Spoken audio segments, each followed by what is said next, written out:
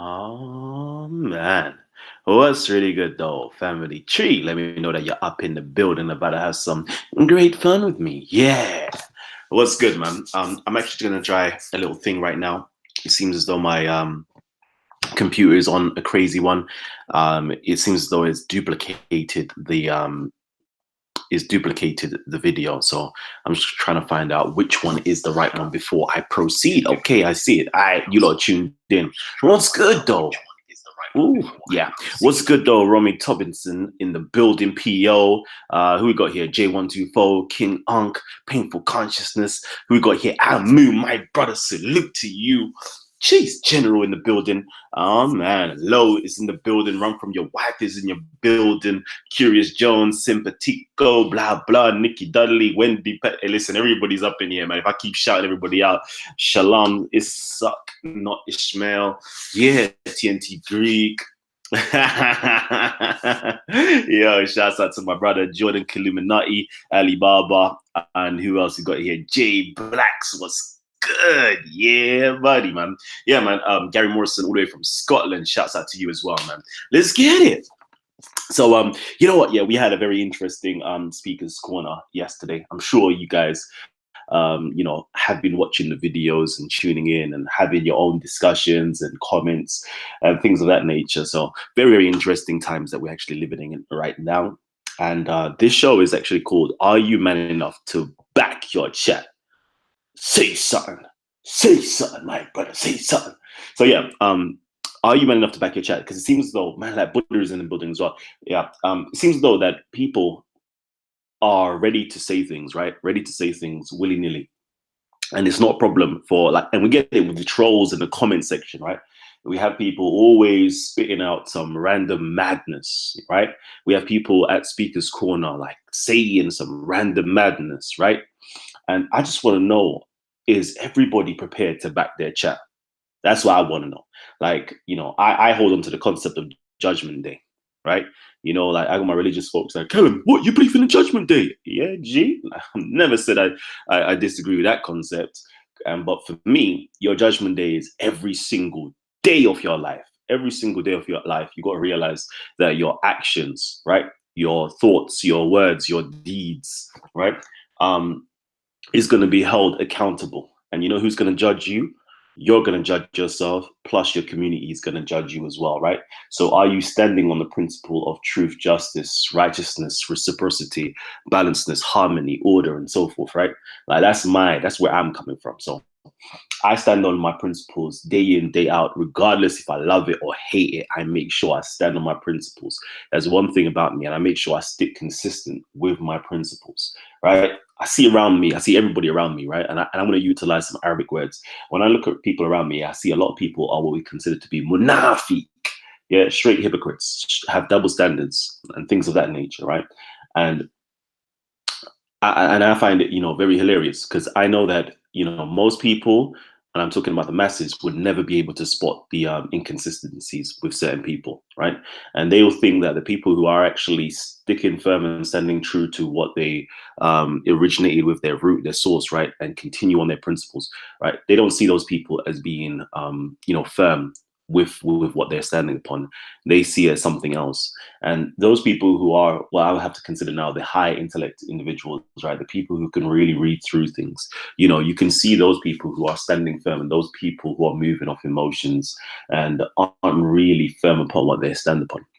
And I hope, history would bear fruit to say, yo, Callum is all like, regardless if I hate, like people, we're talking about, let's look, for example, let me give you an example. People keep talking about this tan thing, right? You know, tan stuff, right? From the moment I've never said I condone or like or appreciate, I'm offended. I'm offended. Well, I say offended, innit? Like I say offended, but technically speaking, I'm not really offended. And what I mean by that is that I know there is offensive languages that's being used, right? And I can either choose to be offended or choose not to be offended. I can recognize when somebody is being offensive to me, and I can choose to feel offended and react to that offense in a way that other people would like me to. And I recognize that, and I choose not to. I choose to remain in control of myself at all times. You dig? And that being said, right? And that being said, like clearly we heard Tan's usage of like N words and so forth. Like I'm hoping that, you know, me personally, I'm not in favor of that speech. I've made it clear like hundreds of times. I'm not in favor of it. Made it clear. Made it clear, clear, clear. I don't like the use of the N word. Blacks being called the N word, I'm not in favor of it. That goes over people's heads, right? I say white people, Asian people, any people, you know, calling anybody, you know, the N word, I'm not for it. Any racial slurs, I'm not for it. Um, and people get lost in the source, right? They get lost in the source. You say this, but people don't understand or comprehend it because they want to hate. They got a grudge. They've got some mad disposition against the person where they can't listen to what a person is saying. I may not like what you are saying. I may not respect what you are saying. I may not love what you're saying, right? I may even hate what you're saying. But there's one thing that I stand for, I'll stand upon. And that's the principle of freedom of speech, freedom of expression, right? I don't have to like what you have to say, but I'm going to, you know, fight for your right to say what you have to say, right? I'm going to defend you to say what you have to say. That is what we're doing in a real, you know, a real highly elevated society, a really highly elevated society. I always keep quoting Aristotle to you guys, right? Aristotle puts forward that it's a mark of an intellectual mind to entertain a thought, but not necessarily having to accept it to be true. I could entertain all these thoughts. I could entertain, like I'm at Speaker's Corner. I'm going to say I'm listening to the garbage, right? That I hear, you know, atheists, Christians, Muslims, Jews, you know, those people on the political stratosphere, like, you know, Black Power individuals, Kemet, everybody, right? I'm listening to the nonsense that people are spitting all day long. Like, I may detest some of the things that you're saying at times, but I'm not going to stop you from saying those things. Like, I want to hear what people are thinking. That's what's most, well, for me, that's most important. I like to understand where people are coming from, what shaped you, what molded you, what gave you these opinions, right? And let's test those opinions, right? Because I might be standing on falsehood. And sometimes I realize I've grown by being in Speaker's Corner and being around so many different people because it shaped my own, how can I put it, my own preconceived notions of certain groups of people that I would have never come in contact with. I only heard what the media say about these people. That's the only shaping that I've come across, right? Is what the media says, right? And me being fair and just, I'm like, forget all of that. What is this person saying? Let me judge you based upon your own words. Let me judge you based upon your own actions rather than what other people have to say about you, right?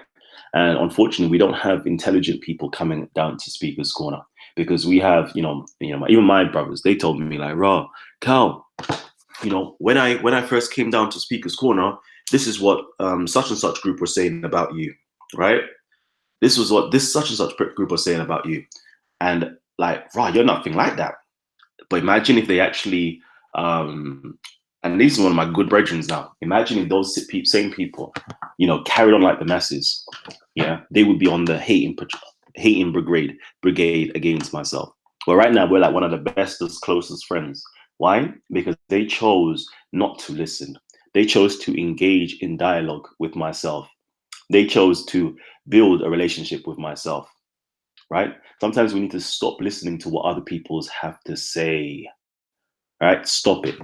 But anyways, let me actually quickly go into the comment section because I see that there's a lot of madness going on. Let's see. What is the madness? Talk to me. What's the madness going on? Shouts out to Sophia Films. Tippy Bear's up in the building. I see Speaker's Corner UK is up in the building. Let me quickly see this type of wisdom that gang likes. Callum, big up yourself. Please don't waste your time. Gang, you're too intellectual. Okay, cool. Let me just quickly read. Okay, cool. Yeah, man. Okay, so if you guys would like to actually get my attention, simply tag Titans TV, right? And what I want to say to my moderators, yeah, don't block certain people. I actually want to read, you know, the nonsense that they're putting forward. Okay, so please don't block them. Right, you could sometimes put them on timeout if they're doing something that's reckless. But first of all, before you do that, just give them a warning. Okay, give them a simple warning, then put them on timeout. Right, but if it really persists, yeah, you can block them. Okay, but blocking is really the last thing to do. It's only if they're spamming the timeline or do something mad reckless. That's when I would want you to block. Okay, Kalam for King of England. Oh man, what else is going on over here? What's up? Triple S is in the building. I know. Yeah, this is what I'm saying. Like Lexi, like my thing is, yeah, let them spread the disgusting lies and slander, right?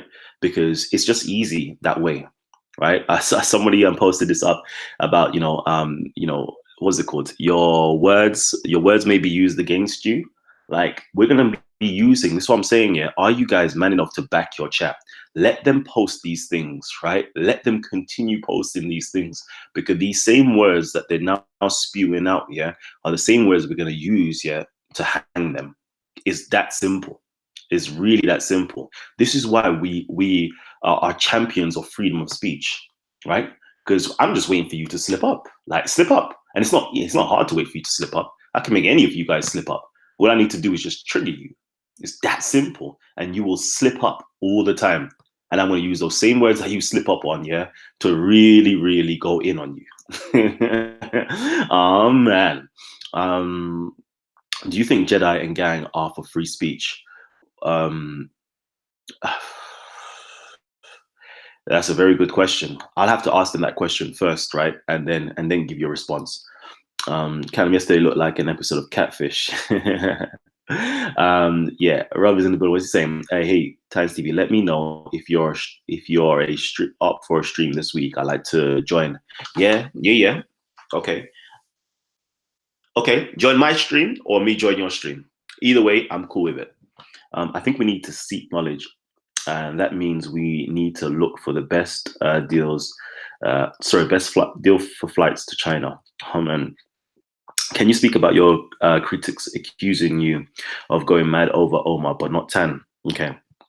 Yeah, cool. So so the critics will say, yeah, look, he went mad over Omar. You called Omar racist, or all that good jazz, right? All right. What happened to Omar's free speech? What the hell are you talking about? This is what I mean. Like people are so. Let me know. Let me stop being. You know me. Yeah. People say, "Oh, Callum, you're a politician." Yeah. Let me stop that. Let me say, some people are so dumb, dumb.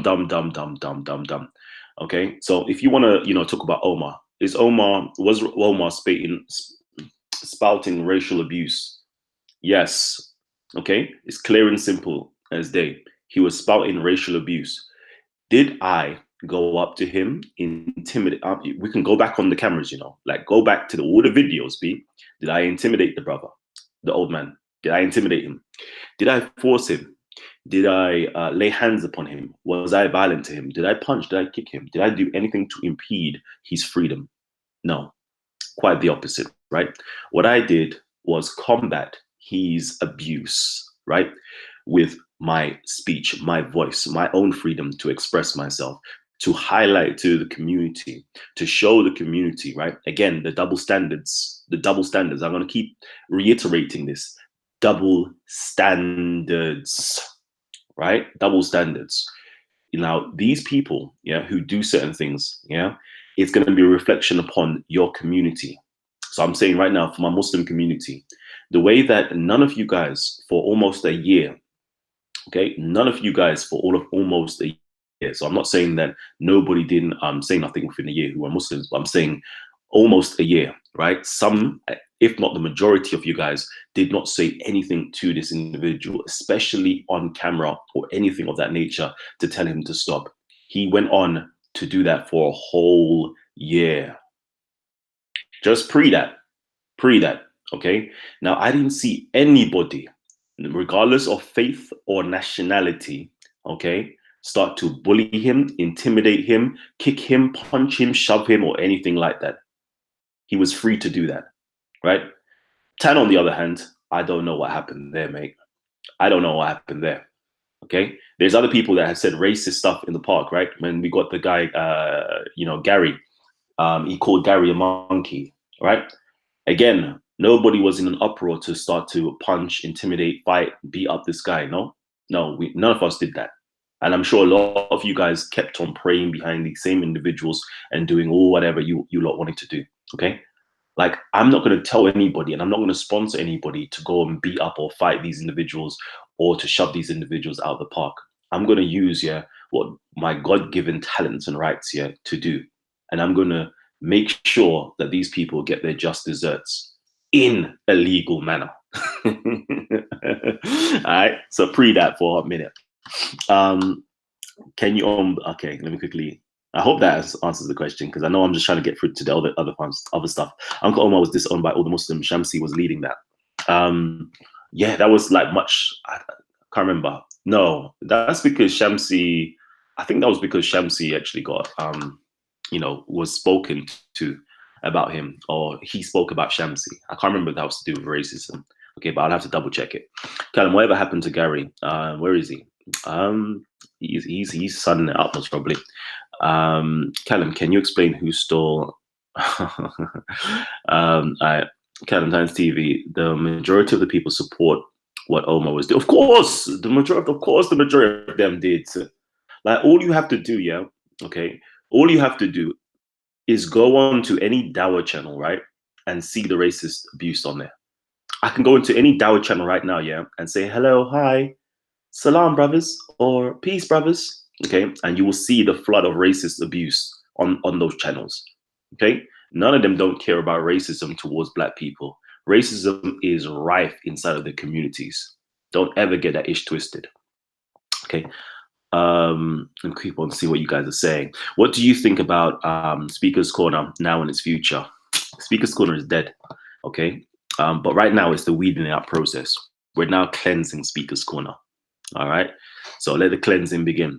Wild Gang is for me. I rate the mission highly. However, the way they've been behaving recently has left a bad taste in my mouth. Gang, non-violent conflict resolution, maybe. All right. Yeah. Okay. So yeah. And yeah, you guys don't get things twisted, right? You see, like, oh, Tommy Robinson. Oh, Tan. Okay. None of these people really care about these topics like that. These are things that are being used to attack myself, right?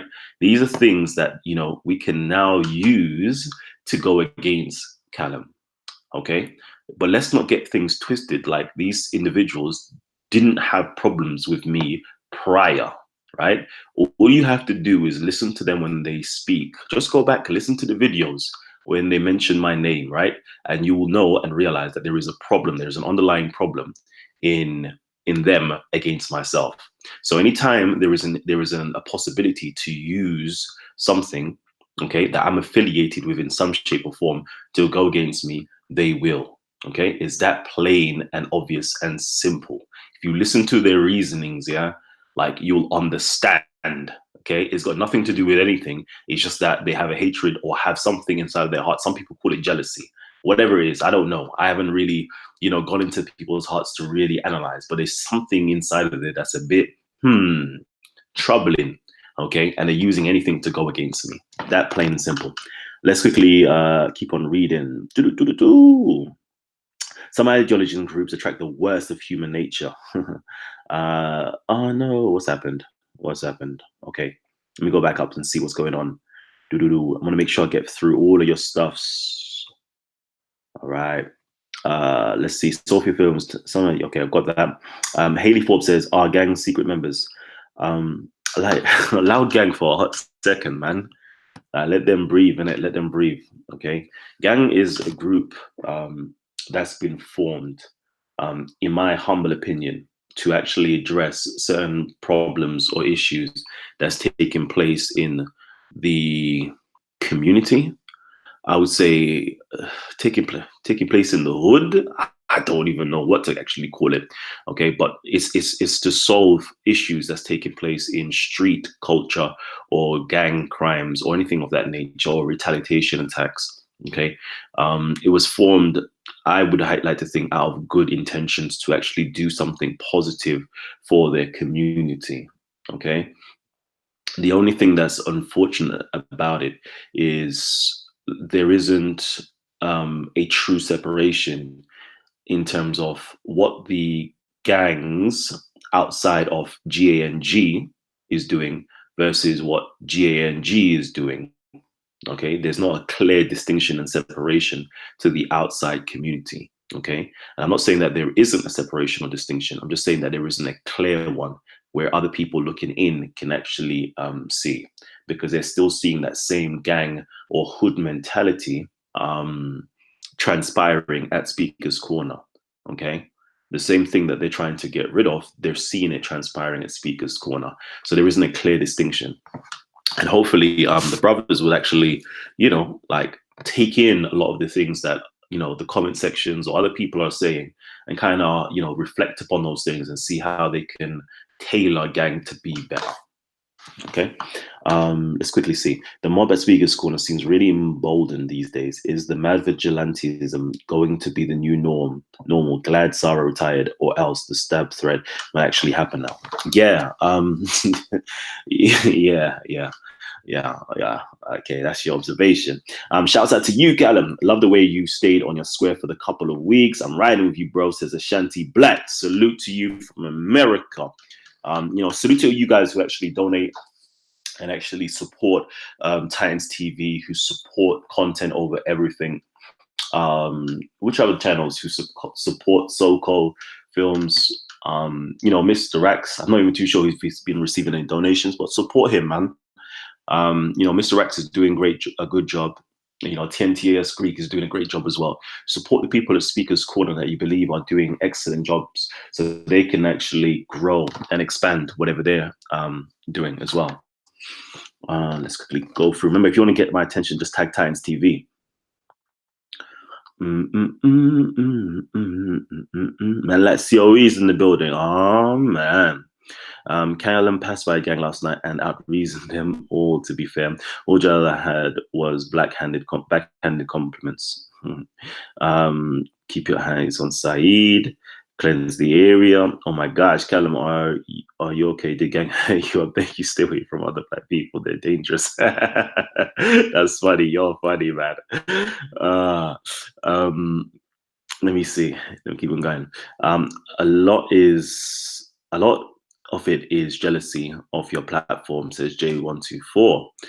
Big Zone says, Callum King. Well, go on, my brother.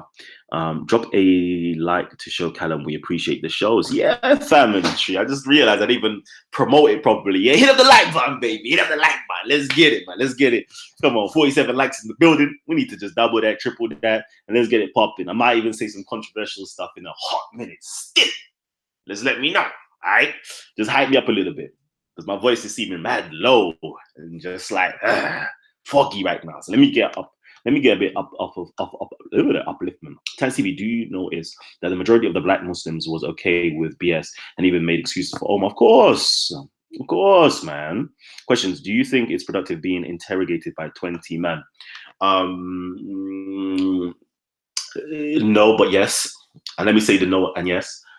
Of course, it's not productive because there isn't no set agenda by myself or a set agenda by those individuals. It's just a bunch of, people venting their frustrations, and most of it is emotional stuff. So of course, it's not productive. But at the same time, every single situation, okay, gives me myself, an opportunity to shine. And what I mean by that is, it should be. I like to use myself as an example. Okay. People talk about guiding a new generation or, doing better for their community and so forth, right? And I personally think that the best teacher, okay, it's not like the best teacher is or best person leads by example rather than just rhetoric. Okay. A lot of people have a lot of rhetoric. They can talk the hell out of people, right? They can talk the hell out of people, but children, okay, don't follow what people say. They don't follow their parents based upon the words that they say. They follow them based upon their actions and their example. So hopefully, okay, by my example, we can see how to combat circumstances and situations like that. Because again, in that type of setting, it can get very tense very quickly. And a lot of madness can just erupt here real quickly because people, don't keep themselves composed, right? And I'm going to say like this, because I know like back in the day when we were youth, right? When we were youth, if somebody's like up in your face grilling you, it's a problem. If somebody's up in your face here shouting at you or calling you all manners of names here, like literally everybody in that circle is just banging out on everybody, yeah? And it would be just like straight rockers straight away. And that's just from a simple conversation, okay? So I'm trying to show the example that you don't need to be violent you don't need to be violent full stop. You don't need to be aggressive. Like we already painted as hyper aggressive, black males. We're already, portrayed as violent black men. Yeah. These are all of the negative stereotypes, right? That I know and I acknowledge and I do my very best to not feed into. I try to be counter to all of those things there because it's so easy to do all of those things. Right? So easy to curse out somebody, but it's much more difficult to control your tongue. Do you know how difficult it is to control your tongue, to literally bite your tongue when somebody's saying something that you don't like, but to actually listen to them and see where they're coming from and listen to, and, observe their grievance and know why they're doing this. Are they coming from a place of malice or they're coming from a place of purity where they are frustrated? Like, it's so easy to just switch on a person, but it's much more difficult just to keep a composure and understand where a person's coming from. I rather understand people than attack people. Let's quickly go down and see what's going on. Oh man, do the racists on their chats? Oh no, what happened? See, it always goes like that. Let me be faster. Actually, I need to be faster. Oh no, I think I've lost it. Okay. GA, thugs demand to be respected, feared, and pitied, yet shame. Okay, Titans TV, man, like Hassan is in the building. Okay, gang and Dawood. Okay, let me not read things like that. Okay, Ultra Funky. All right, support to these guys who are actually donating. If you're not willing to change your mind, then you are a fucking idiot. Kalam, stay strong, brother. Big up COE as well. Yeah, buddy. COE all day long, Trust me on that. He always putting in that hard work. Let's quickly see. Ooh, David Rowan in the building. What's good? Mr. Kemet Kang said he wants to discuss Kemetism with you. Again, anybody who they can come onto the platform anytime. You don't need to come down to Speaker's Corner. All you need to do is drop me an email. If you want to come on and discuss Kemetism or Kemet, email me first. Let me have a conversation with you. Let me see if that you're actually up, to the standards to actually have a fruitful conversation with. And then, yeah, why not? The issue is a difference in political social ideologies. Yeah, something like that. It's deeper rooted than that. Hi, Callum. Do you think that the filming at Speaker's Corner increases the likelihood of beef? It's not necessarily the filming at Speaker's Corner. Okay, it's the portrayal of of the events. Okay, it's the portrayal of the events, and which can cause a lot of problems. Stay strong, Callum. Trust none of. Okay. Callum admitted that he's a politician. He calls the politician in him #Callum. Yeah. Callum, you're not an example. Oh no.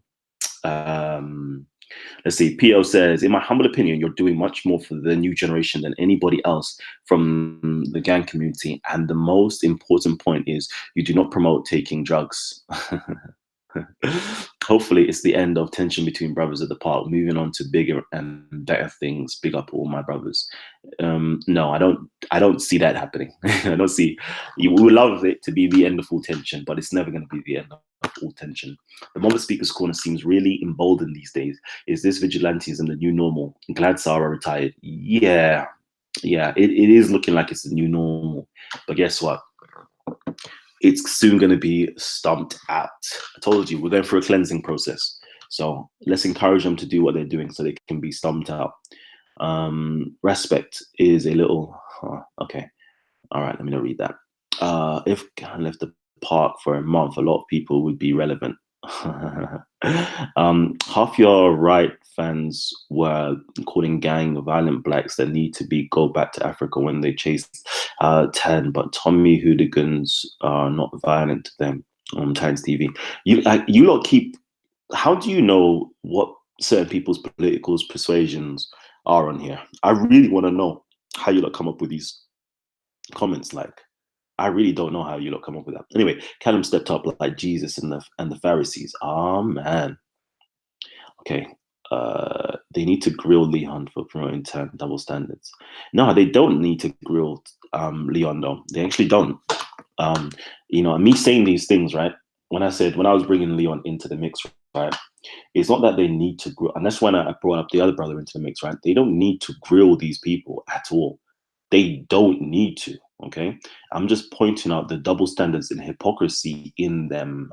That's what it is. When I'm saying that you should speak to your brethren or you should say the same thing to Leon, is to show you that you don't need to have, or the reason why you don't say anything to Leon, okay, is because there is no need to say anything to Leon. The reason that you don't say anything publicly to to other individuals in your community is because you don't have to, or there's no need to do that. We can all have different opinions, fam. Is that clear? We can all do different jobs. Like, it's that clear, right? But it's to point out to the fact that the reason why you're doing this towards me is because you have something against me personally.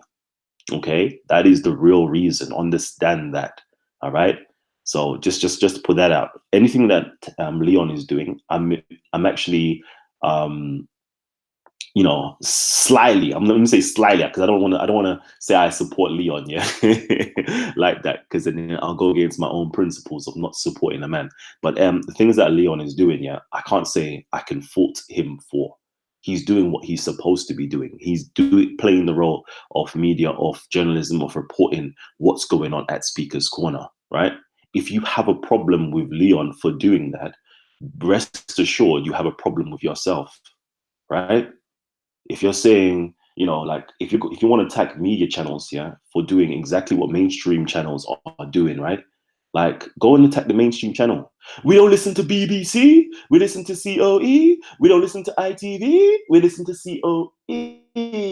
Hey. Following week, hi, I'm on BBC with Mrs. Devonshire, whatever her name is. Hi, we're representing GANG. Don't listen to BBC, but I'm on BBC. So, on today on BBC, we have Gang. So, Gang, what is your message today? Don't listen to BBC, listen to COE.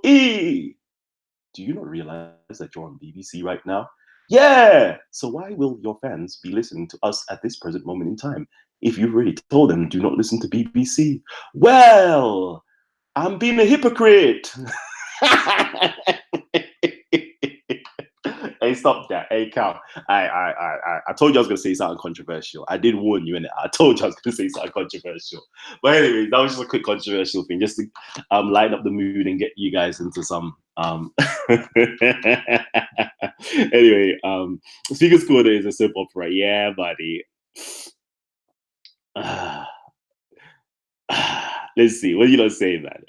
Marcus Garvey literally, factually, historically sat down with KKK, but man's forgot. Yeah, the man say, yeah, man, Marcus Garvey out here, G. Okay, okay. So you do realize that Marcus Garvey sat down with KKK? Yeah. So you're gonna sit down with KKK? No, banda. That's what you do. But I thought you said you're Marcus Garvey out here. So why are you gonna do exactly what Marcus Garvey did? Okay, I'm glad you lot can spot the double think. Right, I'm glad you lot can do it. Please do a show on Israel and Syria's situation with experts like Ryan Dawson. He would come on the show if you asked. Okay, okay. No, you holler at him or you email me his details. All my information is down below. Right, do that for me and I will try. Let's see what you lot saying though, fam. Callum should guide the new generation. Listen, like like not that Callum should guide a new generation. Callum is already guiding, okay, the existing generation, all right, and the new generation. I'm already doing that. We're already doing it. Okay. We're constantly doing it every single day. All right. We're not just speaking, we're not just talking about it. It's an actual thing, it's a practicality, right? Like people, like it's mad. It's so mad. Like I wonder how many of you guys out there are actually parents. Okay. Okay. How many of you guys are actually parents? How many of you guys, yeah, would say, hmm, by the, of course, you don't know my personal life, right, or what's going on, right? But based upon what I see on TV or what I see on YouTube, right? Is Callum a good example of a man? Is Callum a good example of a black man as well? Would I want my children to, come out like Callum? Okay, that's what I'm gonna say. I'm not even gonna what's the word? Juxtapose myself to anybody else. I'm just gonna say that. Like, I know, yeah, I'm okay to let my children watch me on TV.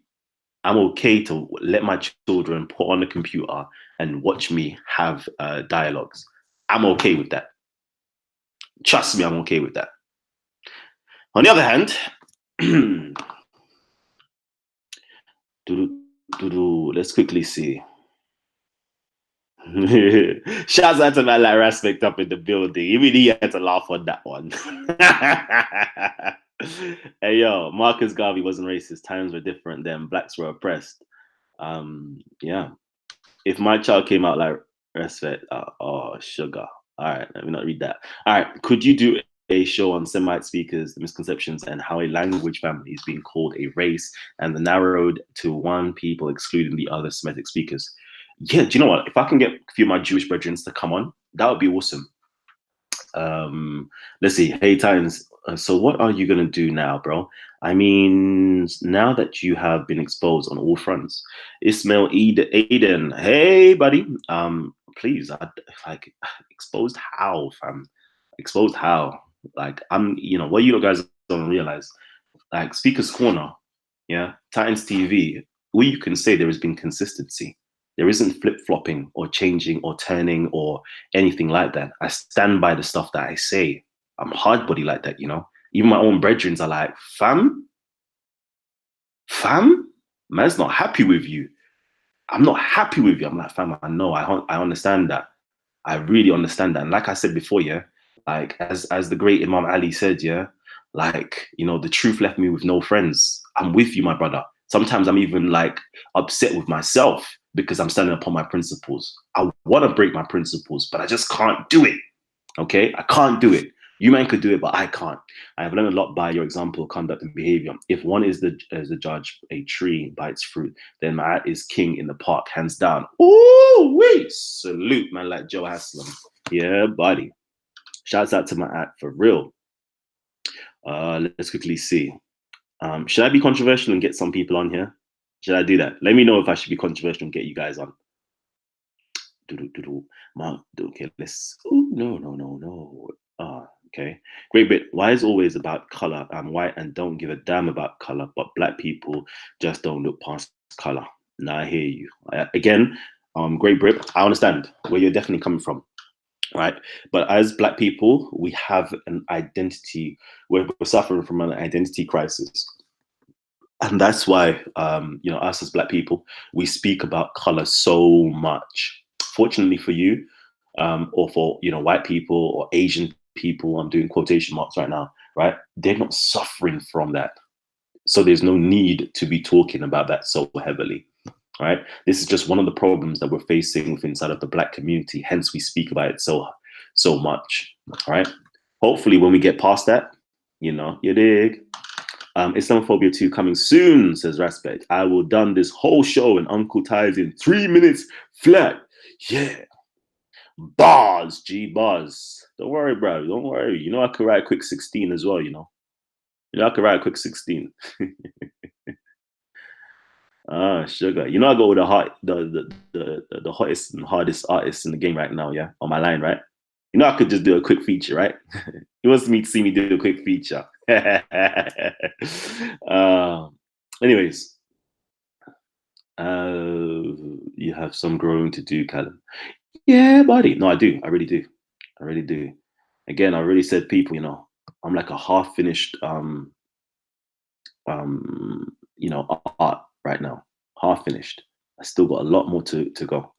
Kalam people are just too. Kalam is teaching Black root culture and at the same time showing us that in this day and age, strategizing is better than reacting emotionally. We need to move in silence for that one unified day. Oh man, just me, just me.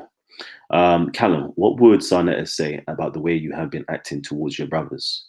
He would most probably say, Black Power! Black Power! That's what most probably Sar would say. Shouts out to Malat Sarnetta. Black News 102. Let's see. Callum, you deserve all the harm and evil that comes to you. Yeah. And may Lord Lucifer bless your life. Since your name is the light, let it bless your life. Let's quickly see. You know that would piss everybody off, right? Somebody just said, "Callum, get Tommy on." I should get Tommy Robinson on the platform, right? A lot of these people will lose their mind. Callum, what is what is Islamophobia? There is Islamophobia, the Raspek tune, or there's Islamophobia, where it's the false notion that people are I guess. Let me just quickly type it in. Actually, let me type it in. I don't want to give you a false one. Islamophobia, and I will do a quick talk on it. Islamophobia, the dislike or prejudice against Islam or Muslims, especially as a political force. Okay. So it's the dislike or prejudice against Islam or Muslims, especially as a political force. That's what it is. Okay. Which is a crazy word, right? Because we don't get Christianophobia or anything like that, but we get Islamophobia. I'm pretty sure, like, if we ask people, does anybody here dislike any other religion, including Islam? Yes. Do you have a prejudgment of Islam? Yes. And of Muslims? Yes. Would you like these religions to be gotten rid of? Yes. But why don't we have a word for all the other religions? Double standards. Let's quickly see. Let's quickly see what's going on. What's going on? What's going on, family? Callum, teach us how to become. Oh, really? Callum, go back to old ways, Kemetic and African philosophy teachings. Burn all these trivial discussions. Don't become like Kanye. We want the old Cali, not the new Cali. But Cali has never changed, Cali. No, never changed, baby. Still the same. We're just speaking on different topics. All right. I watch discussions with you and Jedi Respect, and the one question and or suggestion I have is, what is the goal of Times TV? You can go to my about us page, and you can possibly find something written about a few years ago. It's all about Callum Karma Callum. Okay, Malak Jedi is on. Let's see. Yesterday really opened my eyes to a lot. Nobody, not even gang, can speak for me. Talking with a group behind me hinders my flow of thought. Yeah, it does, right? Trust me. That's why I stay away from groups, fam. Because you know what happens is groupthink. You have to have groupthink. You have to think like the pack. You have to think like the herd. The moment that you go outside the pack or the herd, everybody's going to shut you down. No, we can't do that. Comes like a cult mentality, And this is why I love at times being an outsider. Okay, because I don't care. I'll criticize, religions. I'll criticize us as Black people in the Black community. I would do all of that. I'll even criticize my own goddamn self. Nobody ain't safe, as long as I got a mirror, I can criticize. So yeah, like it's hard out there, having a backing of a people that you have to represent. But what makes it so easier? If you have clear values and a vision and and principles that you are supposed, or that group is supposed to stand by, it makes it easier for you to talk regardless, because everybody should be on the same accord. But sometimes not everybody's on the same accord. Not easy, man. Not easy at all. Okay. Keep on reading. Let me keep on reading. Islamophobia, Islamophobic. If you like Muslims, but you don't like Islam, and or vice versa. Mm, okay, Callum, what you say about apostia born circa? I don't believe in all of that. I know that it is recorded in certain literature that the prophets were born circumcised, but I don't think so. I think that's got to do with something else, in terms of allegorical allegorical speech. No, I still haven't read Thomas Sowell. Everybody's hollering at me on this Thomas Sowell. I need to most probably read and find out more. Callum, you okay? Same. Actually, you know what? Let me actually. Where is that guy? Where is he? Where is he? I should really just not block him, but put him on timeout so I don't have to read his comments. Okay, there you go. Let me just put him on timeout, so therefore I don't have to read you. Man's still waiting on that ways to make money show. Oh, sugar, yeah, that's what I'm talking about. Yeah, for real. I can't wait for us to have like proper shows.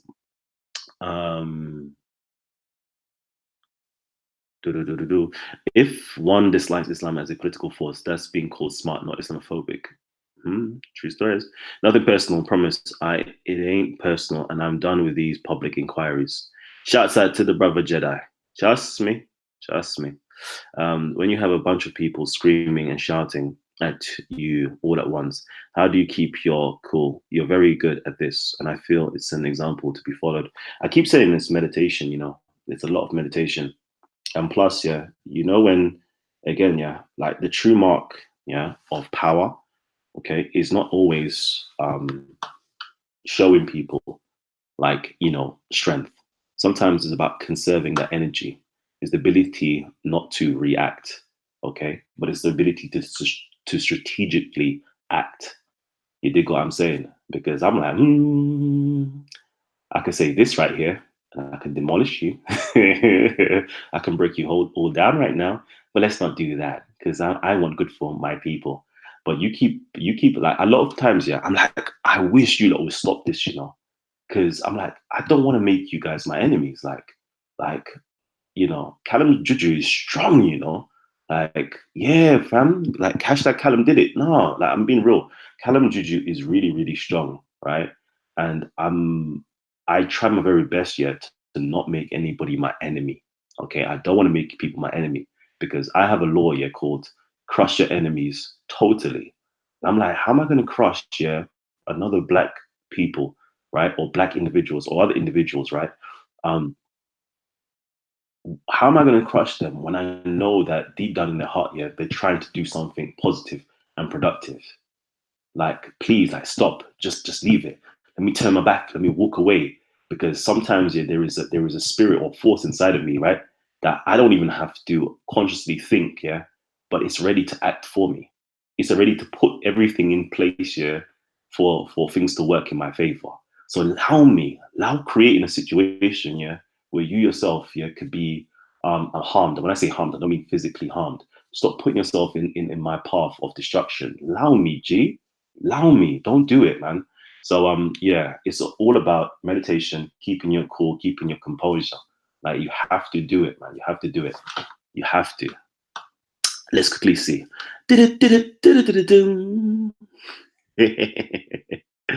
Oh man. Young Cali, baby. Yo, Jedi just said big up gang. And again, yeah, not on a real though, like you guys, for real, like big up gang. All right. There might be individuals in gang that don't like me, don't respect me, and all those things there. But big up gang, like, and I'm not mocking or anything like that. I actually honestly do think gang is there, yeah, for the community. They want to do good as a group. Remember, I always tell you, yeah, about principles like gang as an organization. Forget the people in the group, right? Forget that. That's not gang. Gang is the mission. Gang is the purpose. Gang is the vision, right? That is gang. That is guiding a new generation.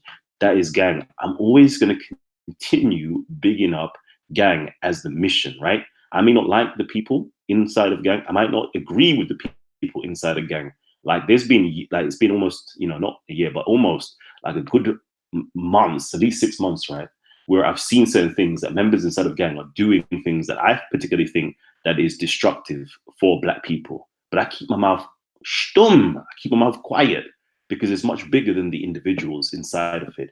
It's much bigger than the personalities, much bigger than, you know, the certain negative bad behaviors. It's much bigger than that. It's about the goal. It's about the mission. It's about impacting change on the youth. It's about affecting people in a positive way. It's about taking people away from situations that can escalate, that can create a generational cycle of destructive behavior, right? So I'm always going to support gang in that respect, all right? Because they need to be supported in that respect.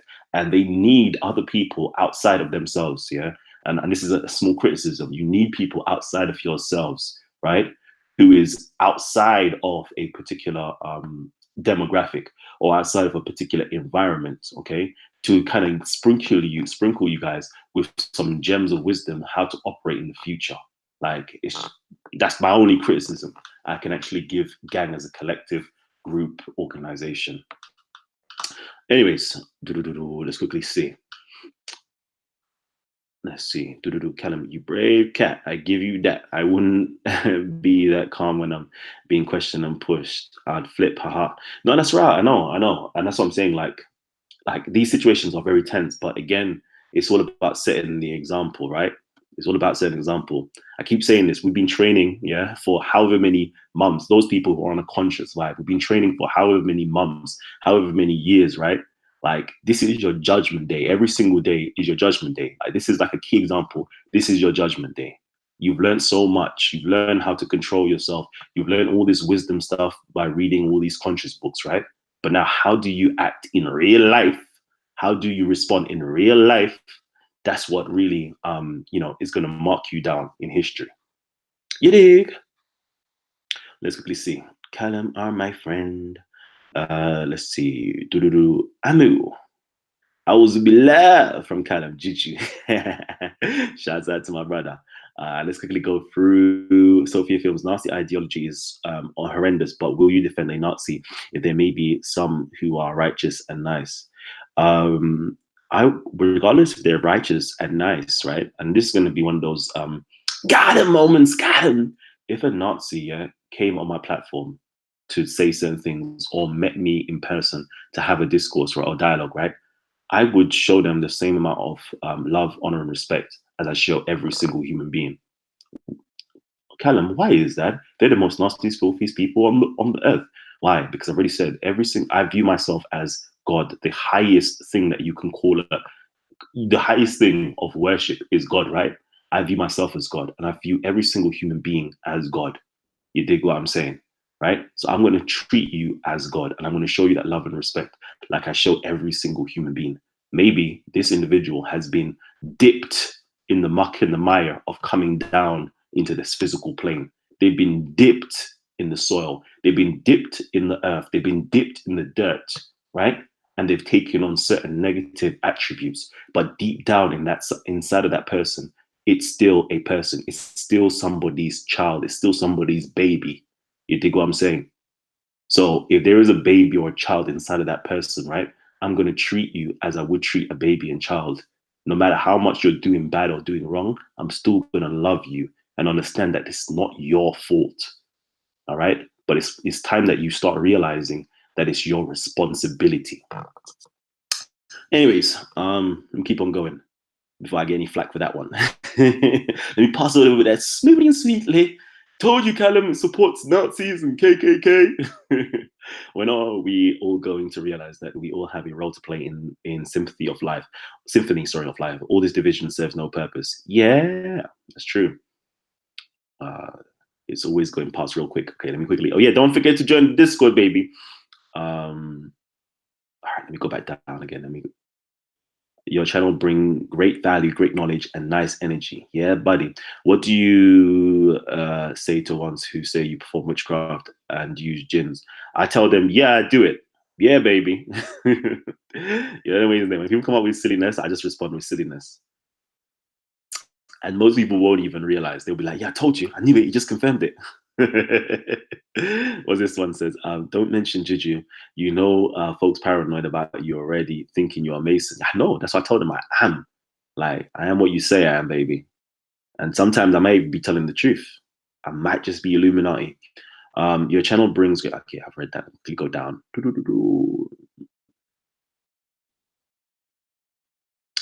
Let's see. How many of you guys got my book recommendation yesterday? When I told you guys to purchase, I told you guys, you asked me guys, you lot asked me what book would I recommend, and I said Think and Grow Rich. How many of you guys actually noted that down? How many of you guys noted the author's name down, Napoleon Hill? How many of you guys put that on your Amazon wish list? How many of you guys actually went to Waterstone and made your purchase? How many, right? Let me know. I would like to know. But yeah, the first book I recommended, right? Remember, like when people ask me, if I wanted to learn more about Kemet, what would you recommend? I always tell you Anthony Browder's Now Valley Civilization, right? But you asked me what book I would recommend. So I have all the books on earth, over the Bible, over the Quran, over the Bhagavad Gita, over the Tao, and so forth, right? I told you guys to go and purchase Think and Grow Rich, right? When you lot purchase that, then we can have some fruitful conversations.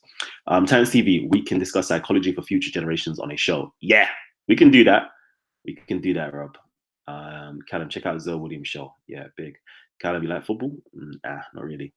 The trade-off was Tan for Callum. The gang would move against Tan if the Dower teams would move against Callum. You lot, sugar. You lot are funny. Great Brit says, "Are you doing things in your community to steer the youth in on the right path? I think you'd be much better role model than." Okay. What do you want? Okay, let me quickly see. Gang plays Connect 4. Gang plays chess. Sugar. Loving your enemy is hoping that they repent and turn from their ways. Respect can Callum. Yeah, buddy. Let's quickly see. Callum is God. Will you ever be on minds.com? You can get paid for your post if people like them. It is the future. You guys keep bringing me into new things, so yeah, maybe I might have to make an appearance on there.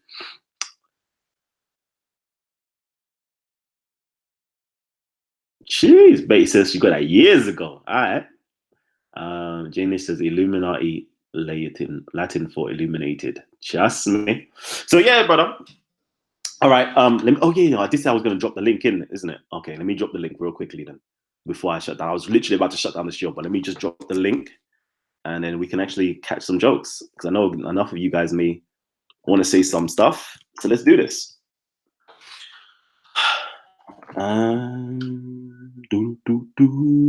A show on cognitive dissonance and the different behavior bias will help the zealots. Yeah. Okay. So I've posted the link inside of the chat section, right?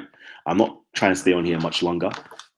The show was like, again, are you man enough to back your chat, right? And I'm just simply saying that we should all hold ourselves accountable for the things that we say, the things that we think, and the things that we act upon, right? We should all hold ourselves accountable before somebody else has to hold you accountable. God damn. I'm just spitting some like ancient Egyptian wisdom to everybody. God damn, I'm just seeing it right now. So yeah, let me know, family, if you lot would like to just jump on. All right, let me know. We got my brother Ahmed in the building. What's good, Ahmed? What it do? What it do? What's good, my brother? Oh man, what's happening? What's good, man? Talk to me. I don't know if you want to be controversial or you want to just be easy. I'm easy as hell, but I can't keep up with y'all, man. I can't be dealing with this. All right, let me be controversial. Actually, can I be controversial? Because Ain't it too soon? Sorry. Ain't it too soon? Nah, because I'm about to close down. I'm about to close down, right? And we're losing people watching, so we're gonna have to just hype it up real quickly, right? So you know, there's been people doing a lot of fake outrage, right? Okay, a lot of fake outrage. So I'm gonna hype it up and send some shots out. All right. So there's a lot. Yeah, hit the share button, baby. Hit the share. No, I'm joking. There's a lot of people that's been doing a lot of fake outrage, right? Last night on content over everything, I kind of baited up a certain individual. Okay, I'm not too sure if you watched it. But on there, I basically showed, yeah, where a certain individual, a woman, yeah, was going at it in the comment section on Hangouts, calling a certain individual a P word, a P-A-K-I, right? A P-A-K-I. Do you know what I'm talking about? You know what, bro? I've heard a couple of noises here and there, but you already know me, man. I try to stick to like watching the debates rather than when people are debating about people, man. I try to avoid all of that. Okay. I wanted to catch some jokes real quickly, We can't catch those jokes. We can go back onto the series. Not for me, man. I'm not involving myself in this circus, man. All right. This is what I'm gonna do, though. You don't have to just for the jokes, though, because again, yeah, like we have to catch some jokes. I'm gonna have to catch some jokes, yeah. So give me a hot second to catch some jokes here with the family, yeah. Give me a hot second. Let's see. Boom.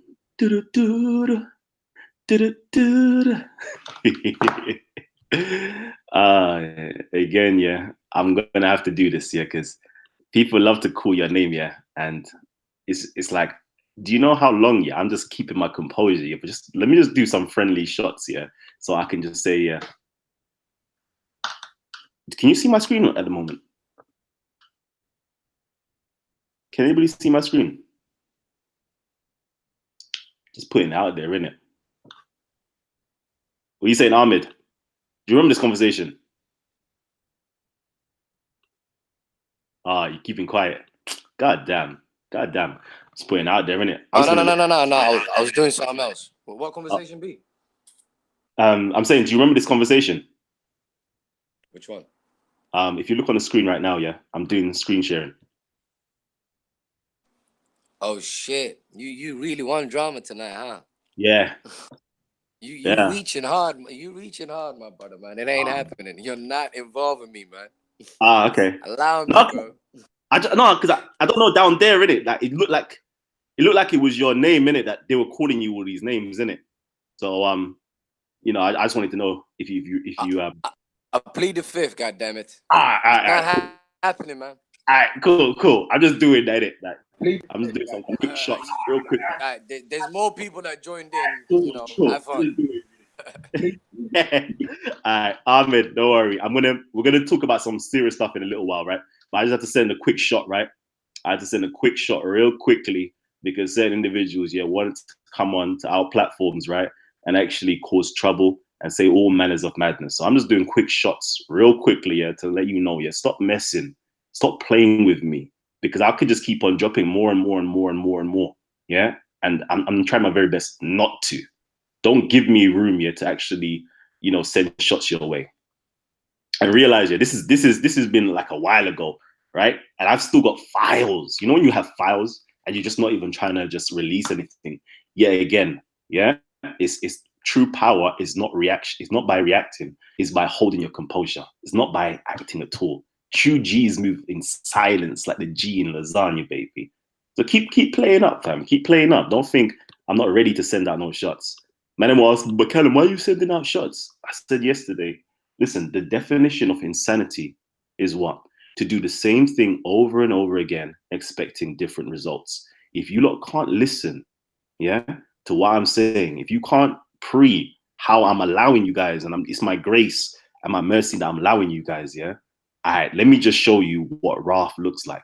Let me just give you warning shots here to let you guys know. Don't mess with me, please. Allow me, G. I'm humbling myself while you're disrespecting me on a consistent basis. Let me just turn the table for 1 second, right? I'm not the person who does things chronically. I mean, I'm not gonna do this over and over again. I'm just gonna do it, yeah, just to let you know. Allow me in it, B. Allow me.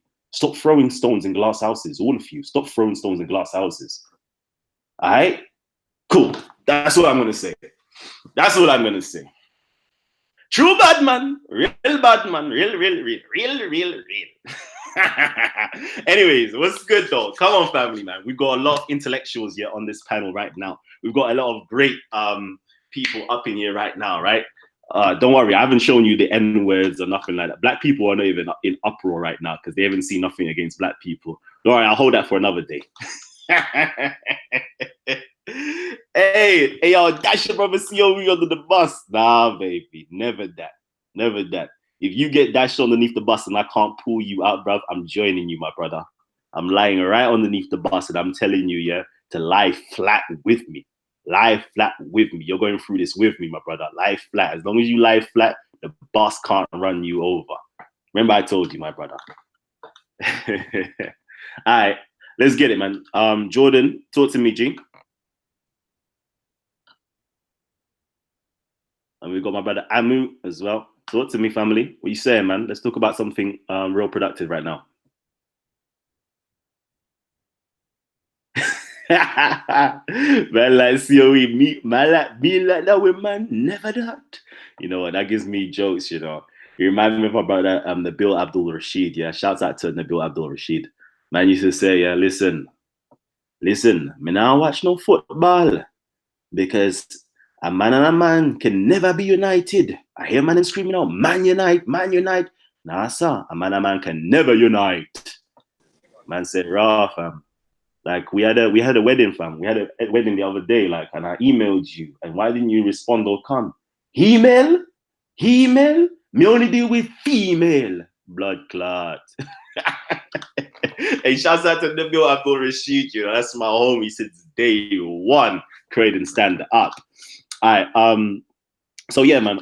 You know, I'm a bit upset because Speaker's Corner, right? I really wanted us to kind of like bust off the hour corner. All right. I really wanted us to bust off the hour corner, really start speaking about things in a productive manner where we can actually build for our community. All right. And I always say I keep saying build for our community. And the reason why I say build for our community instead of saying building for the Black community is because so someone said yesterday, oh, but why don't you go back to Black focused and stuff like that? No, I'm like, you know, I like to think that, you know, we or I are much bigger than just the Black community. See, I told you sold out. You sold out to the white people now. No, we're just bigger than the Black and white divide, right? Like, if you're still in that, you're still in that Black and white divide. Like, again, my principles are for humanity in general, right? I'm not on this biasness. The same thing I want for you is the same thing I want for another brother, another sister, regardless of where they are, because we're all feeling a certain way. We're all not happy in our lives right now, all right? In that respect. And I think that if we're all sharing in these same type of you know, how can I put it? We're all sharing these same type of problems. Like, why don't we create a solution that solves everybody's problems at the same time? Why don't we create a template that if you're in Scotland, you can apply this in Scotland. If you're in Wales, you could apply this in Wales. If you're in the Caribbean islands, you can apply this in the Caribbean islands. If you're in America, you can apply this in America. If you're in Australia, you can apply this in Australia. It's much bigger than just thinking in a you know, in a holistic polarity. I don't even know. I'm creating new words right now. You know, I could say mad different words, yeah, that don't make no sense, yeah, but nobody's gonna pull me up on it. Gang. That's what you call true gang right there. I'm not sending no shots. I'm just saying that's true power right there, you know. I can say all manners of madness, but you ain't pulling me up. You don't need to start pulling me up, you know. Start fact checking me, you know, about pluralistic. What the hell is that? I was chatting nonsense. Anyways, let me invite you guys on, man. Talk to me, man. Talk to me. Oh, yeah, Kalam. Yeah. You see chematism, yeah? Yeah. Here we go. Does it have the solution? What solution does it offer? Chematism. Okay, so I don't think there is anything that I acknowledge as I made up that chematism. word. I made up that word just like you, man. You see it. So I'm gonna pull you up on that word, right? But I think what you're gonna say is Kemet, and again, Kemet is a civilization, okay, that is not non-existent in that respect in its modern day phase right now, unless we're gonna call the whole of Africa Kemet. So it by itself cannot offer you anything, all right? But in terms of the philosophy itself, it can change your whole life around, okay? And what I mean by change your whole life around, philosophy is the way that you actually view the world, right? So your whole world, i.e. the way that you view the world, will change.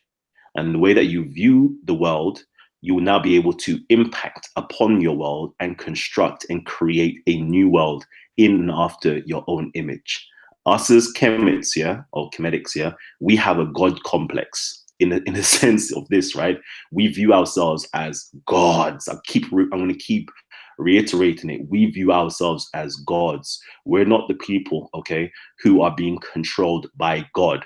We are the people that's controlling our environment, because we don't worship God. We try to become just like God.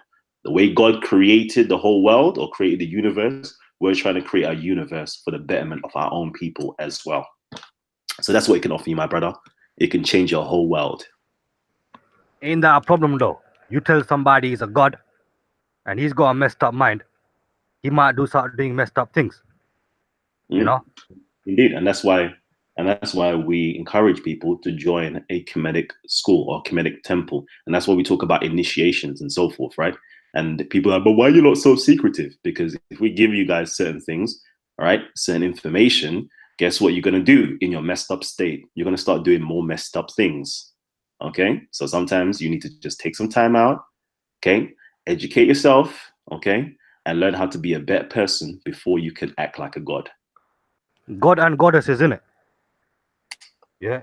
You God got some of these blood, there's some females, yeah. You got some females. Alright. You keep calling them goddess, they start thinking they're too good for a brother now. You know what I mean? Even though them fat, they're thirsty, they bloody flipping shit stinks everything, blood, but they start thinking they're too good now. All because you might be calling them goddesses, when the reality is they ain't no goddesses, man. You get me? I hear you. I hear what you're saying. I'm just saying, man, this is what you call modern day simping. Yeah, I hear what you're saying. I understand what you're saying, so I'm not even going to respond to that. So I understand you. Anyways, talk to me, family. What are you lot saying? What are you lot saying, man? Who's next on the panel? Remember, the link is being shared out, right? I'm going to share the link again. Yeah, I'm going to share it again. Let's get it. So you lot just on here, just to show face, yeah, and do styles. You lot don't want to talk, no? All right, say nothing. All right, you guys just tag Titans TV, and you lot can spur off a conversation. You can start a conversation. Remember, I keep telling you guys, this is your channel. Whatever you want us to speak about right now, I'm gonna take the first 3 topics, and we're gonna juggle it and see what's good. All right, what are you saying? Can I say the topic, bro? Are they goddesses or are they B words? Or are they in between? This is some serious topic, man. Because some people that you be calling them queens and goddesses, I'll be calling them a B word. I'm making them a B word. You know what I mean? Yeah, I hear what you're saying. I hear what you're saying. Unfortunately, I don't use those type of verbiage. Just like I don't use the N word. I don't use, well, I don't say I don't use it 100%, but I don't use the B word to label any female. Okay, and no matter how much a female is acting out, I still remember that is somebody's child, that is somebody's daughter. Yeah, you're right, man. You know what, man? I learned something. Thank you very much, bro. 1 minute. Just because that is somebody's daughter doesn't mean that someone can't still be a B word. If you fit, you fit. If the shoe fits, you know what I mean? If the shoe fits. I hear you. But again, for me, the tongue is very powerful. So I'm not trying to speak anything that's negative into a person's life. I want to speak positivity. So I would explain to them that you're behaving in a certain manner and you can do better than that. It's not befitting of you. It's not becoming of you. You dig what I'm saying? You wasn't born for that purpose. You was born to do better than that. I like to speak positivity and upliftment and uplifting people, not negativity and trolling people. Yeah, we got some new characters on the panel, man.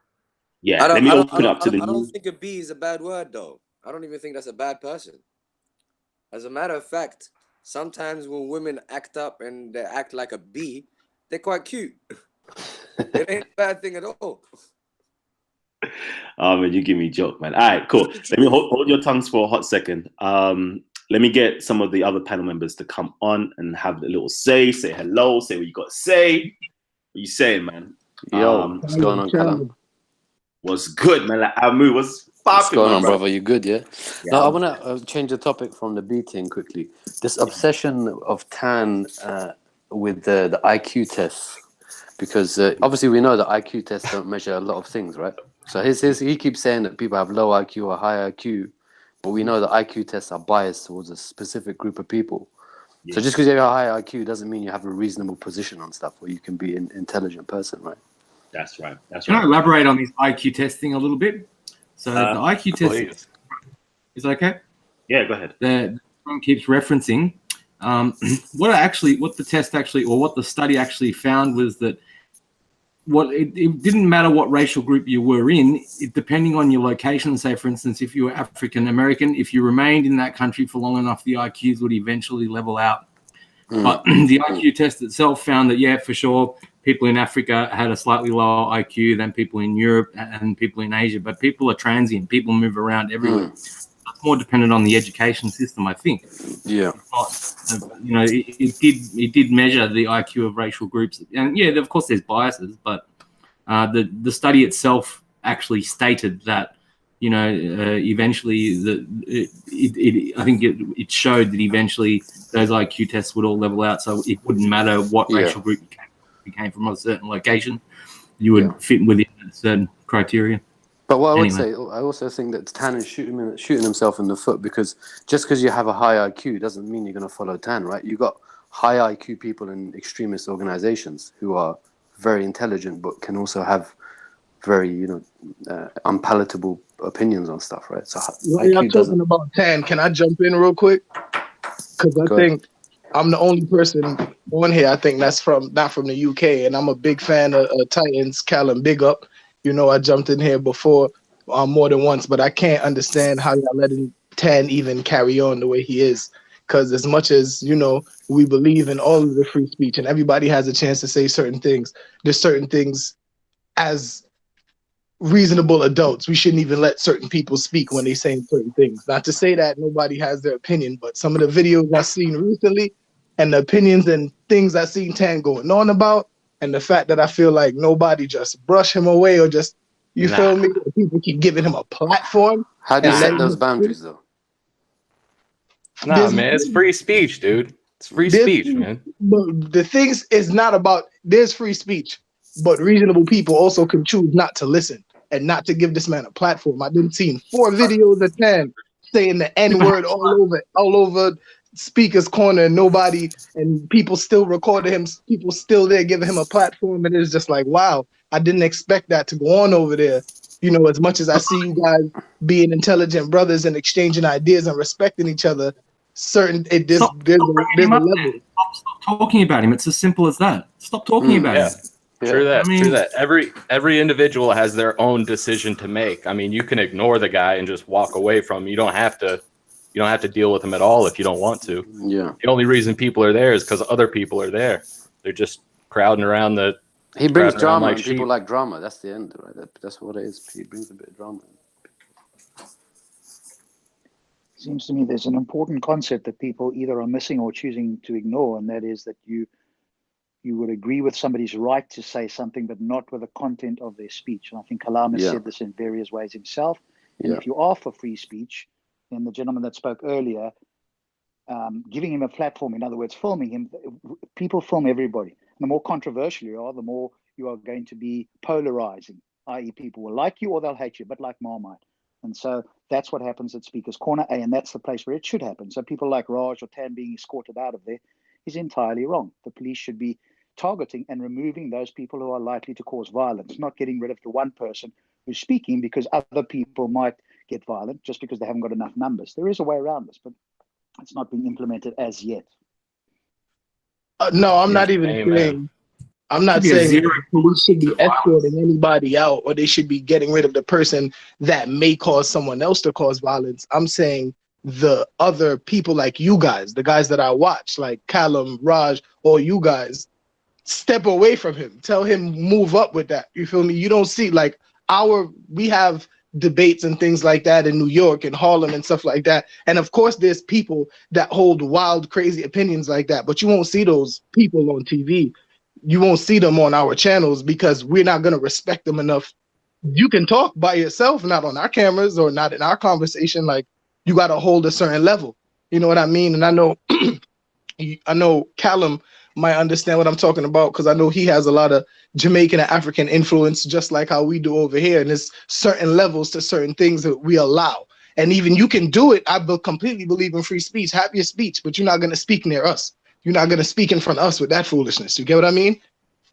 But super, can I just point out, right, that the channel that gave Tan the most coverage was COE. And the reason they gave him the most coverage was because they had the most viewers, like simple as that. You know, the videos that had Tan in it were obviously successful. So COE covered him religiously for months. And if you look at their Social Blade account, you'll see the COE's channels, I'm not sure if they're directly related, but when they started covering Tan a lot, you'll see their Social Blade numbers, you know, skyrocket. So, I mean, you know, people, it's not the channels that are doing it, it's the people, the viewers that are interested. And like Rob said, it's because it's polarizing. So, I mean, at the end of the day, though, it is good because it brings up discussion. But that's what all it should be, discussion. I mean, everyone sort of needs to keep their emotions in check. And I think the only thing that we should be intolerant towards is intolerance, like violence. I mean, you know, at the end of the day, if someone says something stupid, if someone wants to act, you know, the village idiot, then, you know, sort of who are the idiots? The everyone that sort of stands around and gives them the attention, or the village idiot? You know, it's kind of... The both of them. I completely agree with you.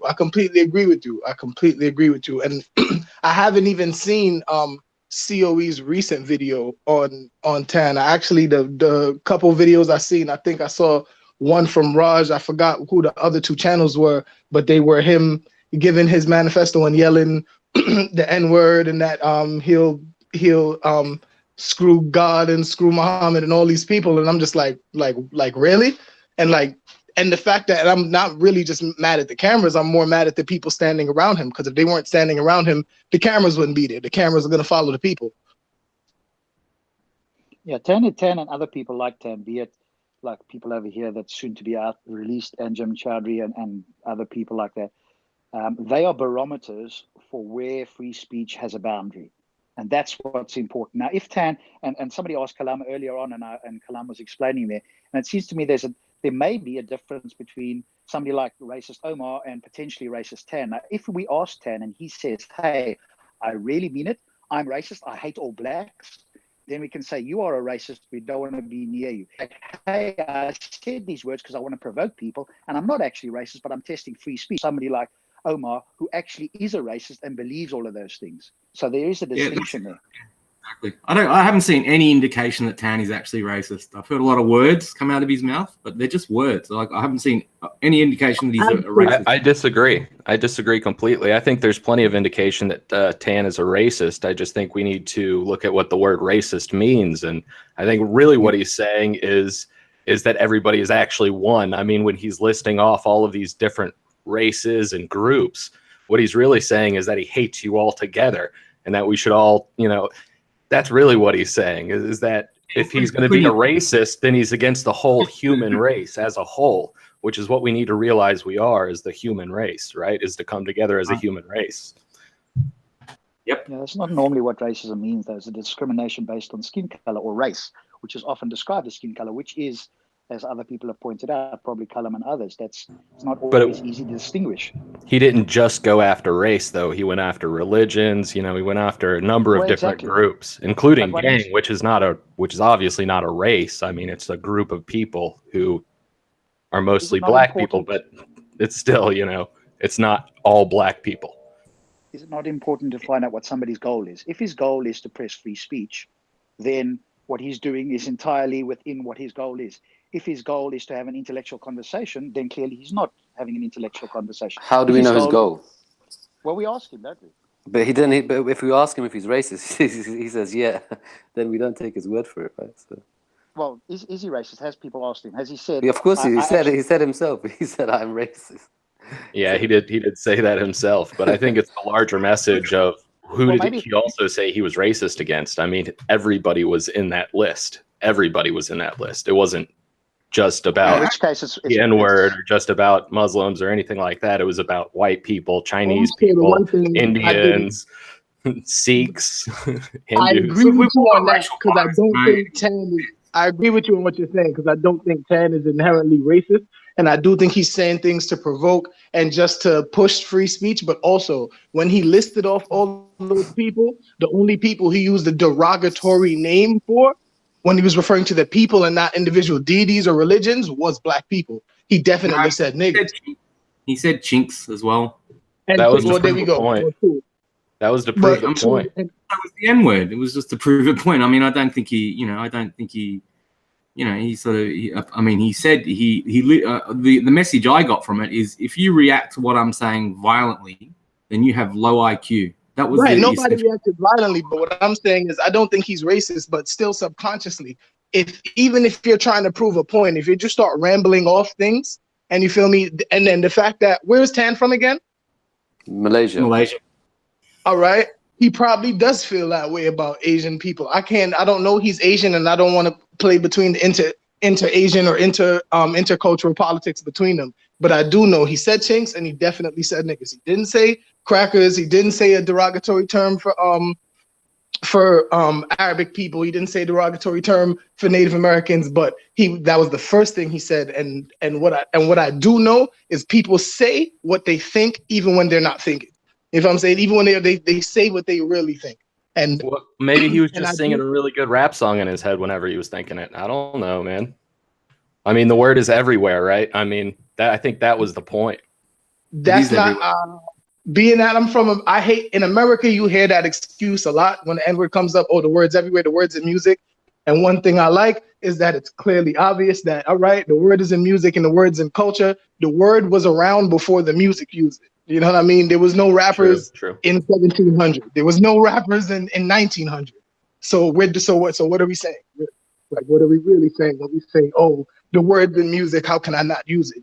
The word's in music because people were using it. The word hasn't been banned before. You know, I think that's the fundamental difference. You know, like, until recently, that word is exclusively banned.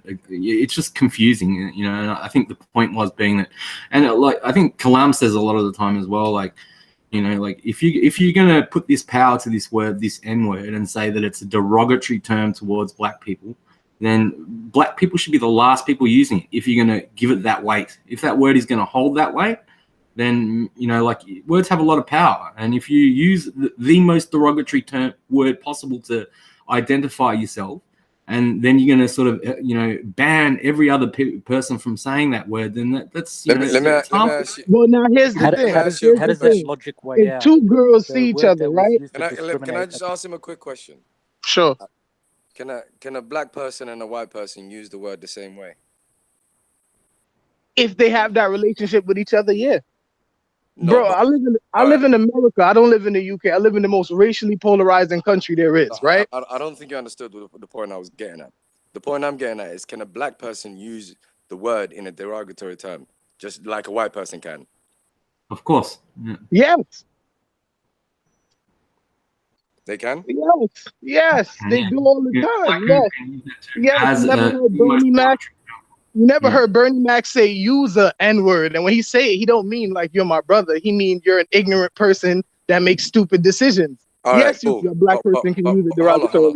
But when a racist white person uses it, for example, is he meaning you're an ignorant person like Bernie Mac does? Is that the comparison you're making now?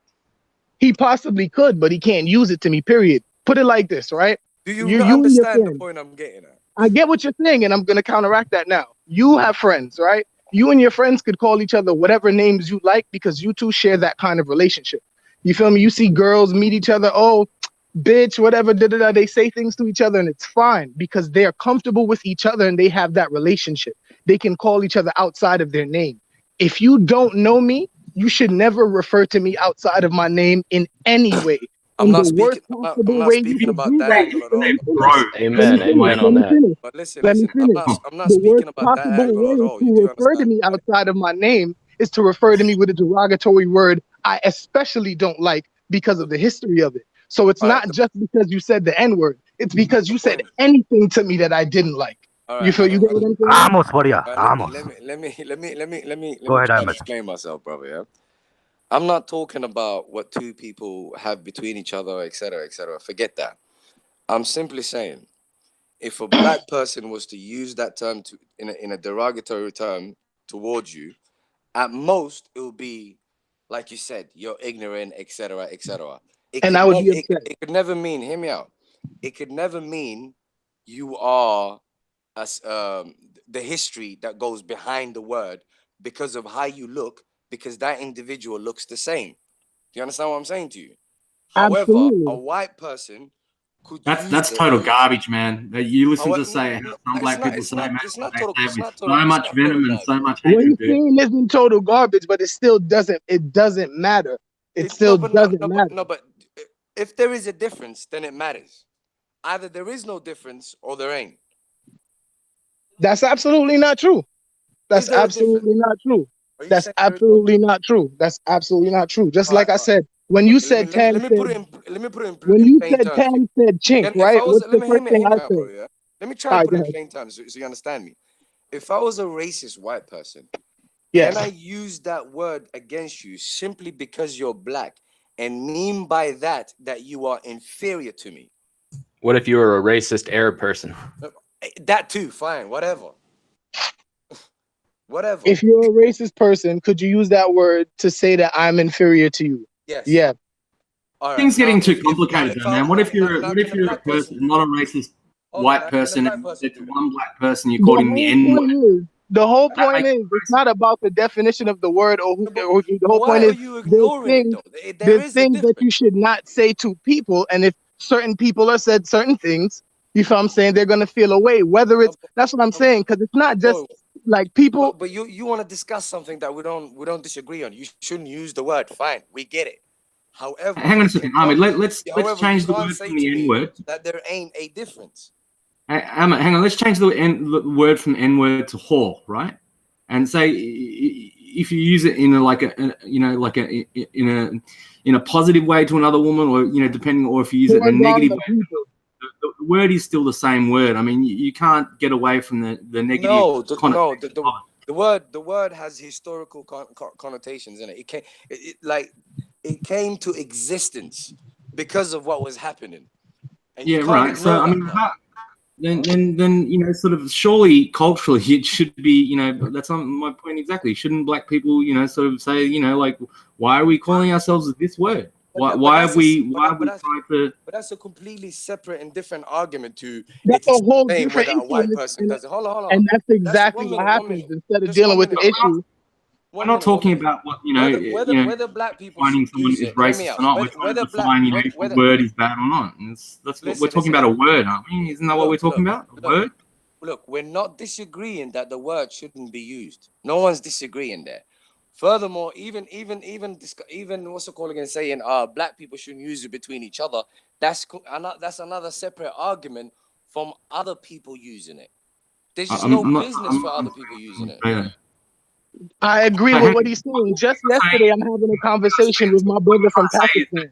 No business. So what you're trying to say is that that white people, other races definitely shouldn't use it, and black people shouldn't use it. Is that what you're saying? Absolutely. I'm saying black people shouldn't use it, and other people should definitely not use it. Yes, there is a huge difference. That's exactly what we're saying. Just yesterday, I'm having a. You weren't saying that. You didn't acknowledge the difference there, bro. You have to acknowledge the difference. First of all, you didn't even give me a chance to respond yet. You feel me? Every time I tried to talk, everybody kept cutting me off. So now, like I'm saying, now like what I'm saying, I agree with what you're saying. No one should be using the word, but again, if people are comfortable, plus with the history we have, it's going to be used. If anyone should be using it, it's us and no one else. And no one should use it, but people are going to. Like, realistically, how do you ban a word? How do you ban a word from a people that only knew themselves as that for 400 years? They haven't been out of that. Wait, let me finish. They haven't been out of that for 400 years yet. The amount of time that black people, African people around the world have been brainwashed, they have not been free from that yet. And they're still dealing with the mental shackles of that brainwashing of slavery. So how do we really expect to really ban that word? It's not going to happen. But anyone who is not black should not even expect an iota, or why would you even have the thought that, oh, I want to use the word that is attached to these people suffering? Yesterday, I had a conversation with my Pakistani friend, Hamza. He was saying when he first came to America, he lived in a black neighborhood. He lives near me. He wanted to be friends with everybody, and he heard his friends using the N-word. He used the N-word, and his friends told him, like, nah, you can't say that. he thought it would be okay. He's not white, he's brown, he's in the same area. But no, you still don't understand. There's a pain attached to that you don't understand, that you're not part of. So you can't use that word, and you shouldn't even want to. And I kept asking him yesterday because I couldn't understand, why would you want to say it? You know what I mean? Like, what would make you even want it? Why is that even a conversation? You know what I mean? Because sometimes it's a term of endearment people use for one another. I mean, it's a part of our culture. That's the it's stupidest so thing much you a part can of our say. culture, It's a term man. of endearment. It is part of all our culture, man. No, like that's our culture, man. It's not even a term of endearment. It's one broken person identifying to another broken person, that they're both them same two broken people. That's not endearment. Entire race. How do you have the logic of saying that it's a word of endearment today? Because for 40 years, it's been in hip hop music, which has been in the top 10 for 40 years. And not what just about the last 600? Like what? Bro, I grew up in the past 30 years, man. That's my life. I can't, that's who I am. You know what I'm saying? I can't change. Yeah, and no one's holding you responsible, but you shouldn't have a say. I can't change All that. right, you just said you grew up in the past 30 years. That's your life. Every white person that helped abolish slavery grew up in slavery, and that was their life. But they said, "I'm not gonna live like that." Well, I'm not running around saying the word. I would never condone. I condone complete abolishment of the word. Like, just, I don't want anybody to use it. I don't think it's good for anybody to use the word. There's a derogatory word for Jews that a lot of race people use in America. There's never been a time in my life where I could think of when I said I want to be able to walk around and say that. Like, hang on a second. Super. No, it's not about wanting to. It's about people not getting so angry whenever it is used, because they need to realize that it's a part of our culture. So if I go to a Dr. Dre concert and they go on a Chronic 9 Deuce and start banging out some tunes, and I say the N-word in a crowd of people because I'm singing along to a song that I love and I'm representing my joy and my appreciation for this music, I don't want a bunch of people staring at me like I'm a weirdo because I said the N-word. You are ignorant enough to use the word and ignore the pain of the people it might affect, then those people's ignorance. I'm expressing joy when I'm doing it. It's not about. You might be expressing joy, but you're still being ignorant of the pain that it causes the people that are around you that may not agree with what you're doing. So if you're able that's to be their pain, bro. They need to move past it. Right. So if you're able to be comfortable in your ignorance and upset those people also are comfortable in their ignorance to get angry. And then when something happens to you or they aggress you, then that's your pain, bro. You got to get past it. No, that's not it. That's violence, bro. That's violence. That's totally different than speech. It doesn't. You'll get arrested for that. The word the difference is that you'll get arrested. Absolutely. Like going back. Absolutely. Listen, I live in a country where you get arrested for nothing. There's a lot of things you got to get arrested for, but when people keep getting arrested for something that's unfair, eventually it changes. Either people behavior changes or the law changes. And there's no law against the N-word, but so there'll definitely be a change in people's behavior eventually. Eventually it'll stop holding the same power. I think in 50 years' time, I don't think the N-word will hold anywhere near the same weight as it holds today. And I think that's just the reality of the times. I think that's perhaps, the way. But you shouldn't be on the table to make that decision. Well, it's just the way it's going. I'm not making that decision. Well, let it be, but you shouldn't. But you are, because you're participating in the conversation and having an opinion. I don't use it because it's still offensive to some people. But by the same token, you should be getting mad at the people who are, sort of spreading it amongst popular culture, i.e. Dr. Dre and NWA and all these other people. Because, it's like Sue said, everyone's grown up. Everybody in the world has grown up with the N-word in their favorite songs. I mean, you can't, people are confused about the issue. Sorry, I just got dropped out. I didn't hear what you guys said. I was just saying, same thing. For the last 30, 40 years, everyone's grown up, sort of with that word in their favorite songs. Like, if you're going to be angry at somebody, you should be angry at the people who have spread it across popular culture. And we can't stop it. It's amongst us now. So music is an expression of art. Okay, for the last 20 years, for the last 20 years in my country, there's been lots of mass shootings. Should I be mad at the shooter, or I should be mad at the news people spreading the fact that there's mass shootings? No, you get mad. Like, even though there's rock songs that say anti-Semitic things, I'm not here saying them. You get what I'm saying? I have plenty of friends that aren't black that are not arguing to use the N-word. Name me one rock song that has anti-Semitic stuff in it. What are you talking about? Rock songs with anti-Semitic stuff. Name me one group. Name me one popular group of Jews. They're not going to be on the top 10. They're definitely not going to be on the top 10. They're not going to be on the top 10. I'm not saying songs on the top 10. They're not going to be the most famous song out, and that's also the problem. That's also what I'm saying. That's also what I'm saying. It's not just the fact that the songs that are popular are black music, right? And we all know that the entertainment industry is pushing things that are not good for the black community. That's why songs about drugs and guns and violence are going to get more airplay than songs about anything else, right? Okay, but at the same time, you have to blame the people that entertain that, because if you don't give it 3 million views, they're about money.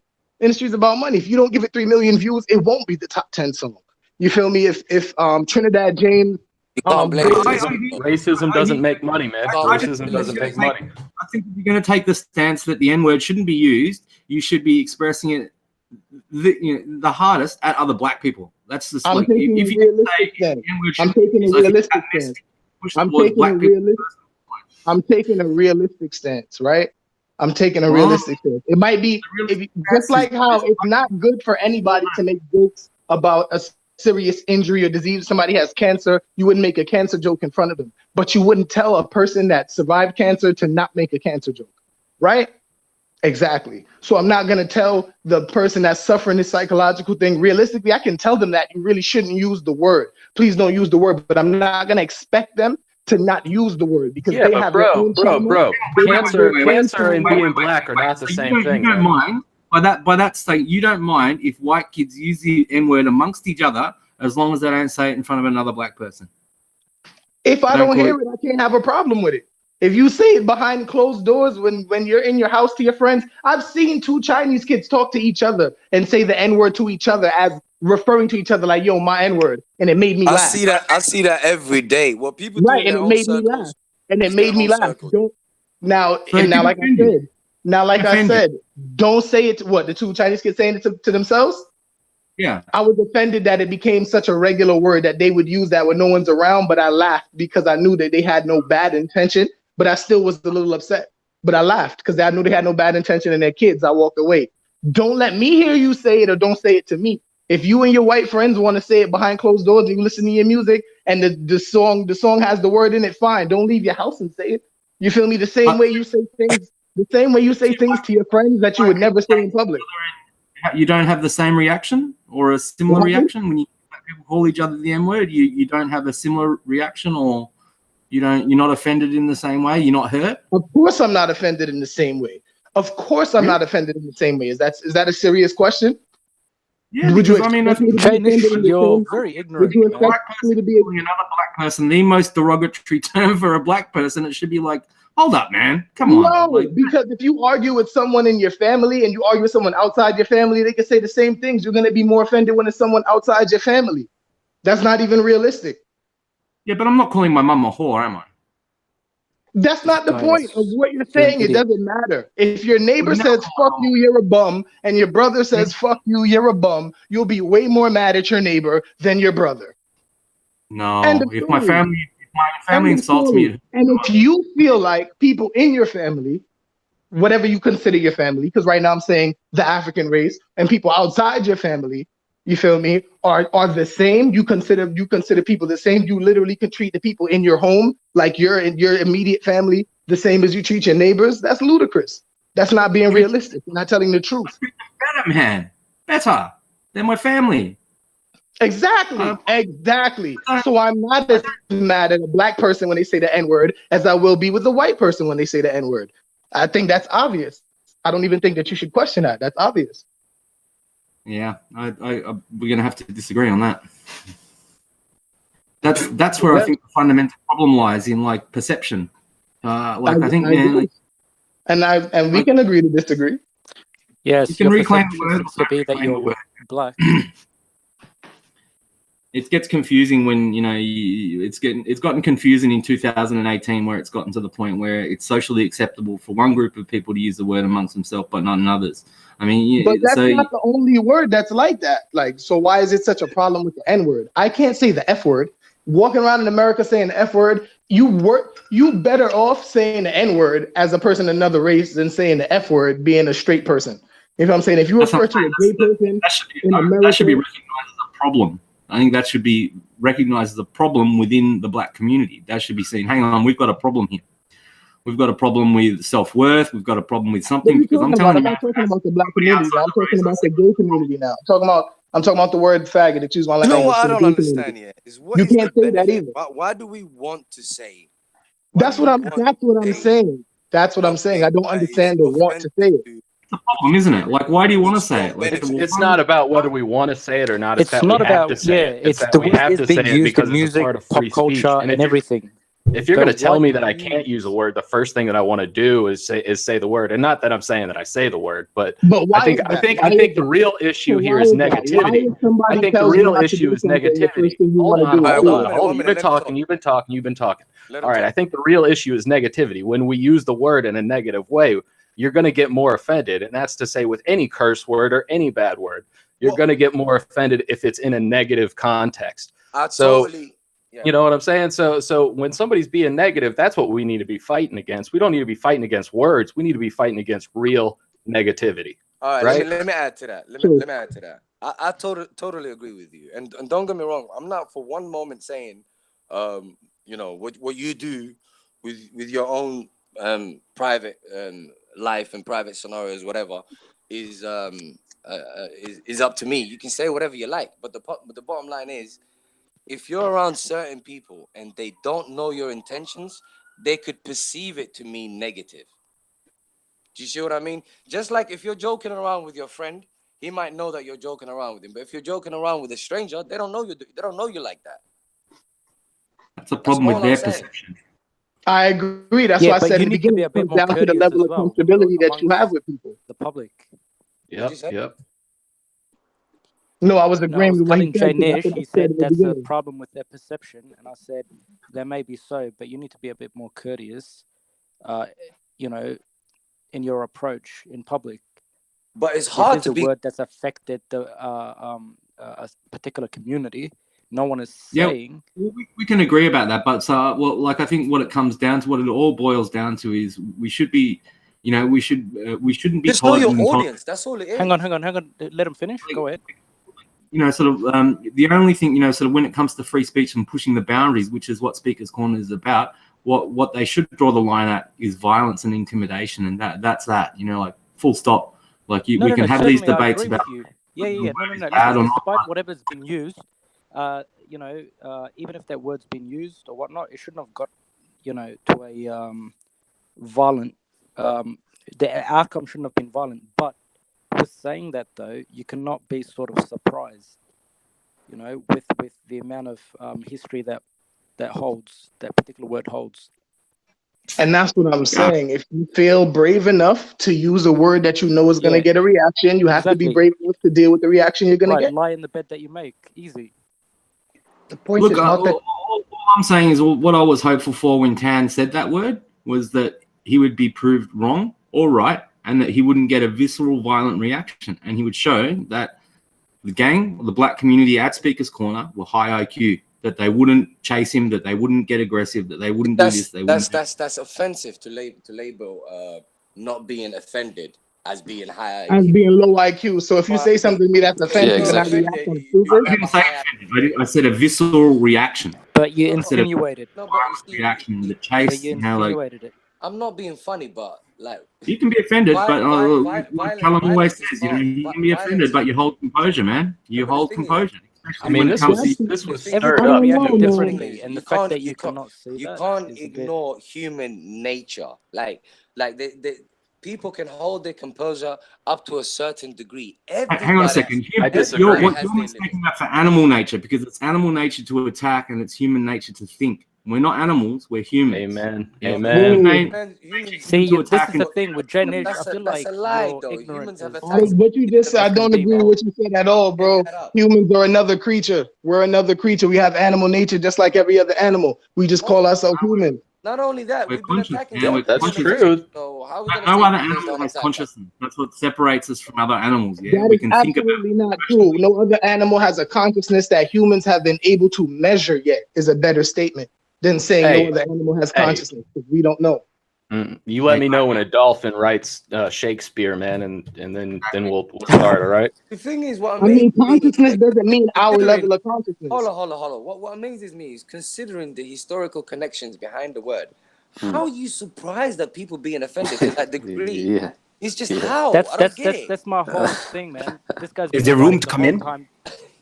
I don't think anyone's surprised, but you know, like you it are. proved. You seem to be. Is there room to come in? Yes. No.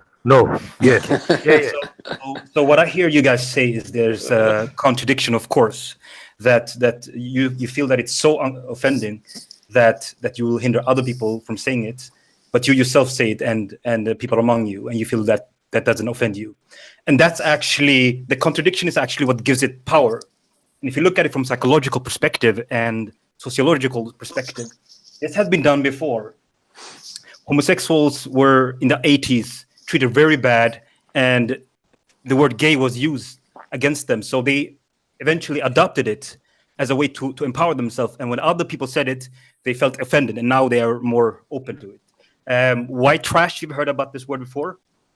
To humiliate people, but they adopted it and said nobody else can say it. And women, they were called whores, bitches, you know. So you'll hear Nicki Minaj use it today, and they adopt it in a way to empower themselves. And when other people use it, then they're mad, you know. So it is one way to gain power from that and make sure that nobody else is allowed to say it unless you give them permission. That the contradiction is what gives it the power. But the word gay doesn't have that power anymore as it does in the 80s. Yeah. So that was the whole point. So that power in 2040. So now that was the whole point, to normalize it, but only them can use it, and then they helping the cause. Is Stan actually helping the cause? Is he? It's kind of funny. Do people not understand the weight that this particular word holds? There's nothing. They're being intentionally dismissive of it. It only holds the weight. I can clearly see that. Intentionally being honest about it. He's comparing it to gay folks now. And what I'm saying is, what I wanted to say while you were making that example is that gay, bitch, whore, none of those words that you said, white trash, none of those words that you said, could you attach to 400 years of, oh, she's this word, let's hang her up to a tree since she's pregnant, cut her stomach open and stomp on the baby. You like, do you understand? I don't think that you guys really understand the depth and the severity of what people went through and what we still go through because of that, which is attached to that word. You get what I'm saying? When we hear that word, when I hear that word from a white person, I don't think slave. I think no matter what you do, if you die here, it's okay. You feel what I'm saying? That's how I feel when I hear that word. When I hear a cop say that word, I feel like it means you already know anything that happens to you here is nothing because you lowered in trash. Because of all the years we've done that to you, and all the things we've done to you, we still run around here killing you guys and saying whatever we want, and we're still having conversations like this. Like, oh, it's okay to refer back to us like this and to use these words. There's still people that want to know why they can't use these words, even though that it's clear. Like, bro, I live in New York City, Brooklyn. I live in the hood. That's what I'm saying. I don't know if y'all understand what we go through still today. I live in the UK. Feel me? When I was 14, you feel me? 15. Getting hemmed up by cops ready like, oh, you lucky little nigga, you're lucky you're not 16 and I can't lock you up yet. Can I ask you a question though? So are you happy that we're at this point where we're having this conversation, this word is actually being used among white people, and that maybe, you know, this pain is sort of at that sort of peak, at that threshold, and then maybe it might just be subsiding and, you know, things might be looking up for black people, for all people? I'm not happy everyone's using the word. I'm happy that as much as I say people shouldn't give people a platform, at the same time, there's a duality in things. The fact that people like Tan and people like our President Trump that exist, that do these things and let everybody see, because people don't really get to see. People brush things to the side so much. You don't know how long growing up I heard, this is a post-racial era. This is a post-racial era. This is a post-racial era. Come to find out, things are more racist than ever in secret. You feel what I'm saying? Things are just as racist as they ever were in secret because people just don't know. And now that their eyes are open, people are getting to see what's really going on. But at the end of the day, you know what I mean? I feel at least we having these conversations and people can hear out and try to get some kind of understanding, some kind of empathy, because it's not even sympathy, but it's hard to, because a fish can't know it's in water until you take it out. So it's hard to put somebody that lives in a paradigm that's not yours and make them understand it. Most white people that say it, I don't even feel are inherently racist. They just can't understand. Like they literally can't. Well, they don't bother to actually. 2018 with an Australian, a South African, plenty of Americans, people from the UK, people from all over the world, and we're having this discussion. That's the good news, man. Like we are in a post-racial era. We're actually here. The pain is still there, but we are actually here. Like there's no doubt about it. The people that aren't the ones being oppressed. It's not post-racial to me. Well, it's here. Like it's definitely turned a corner. You can't deny that.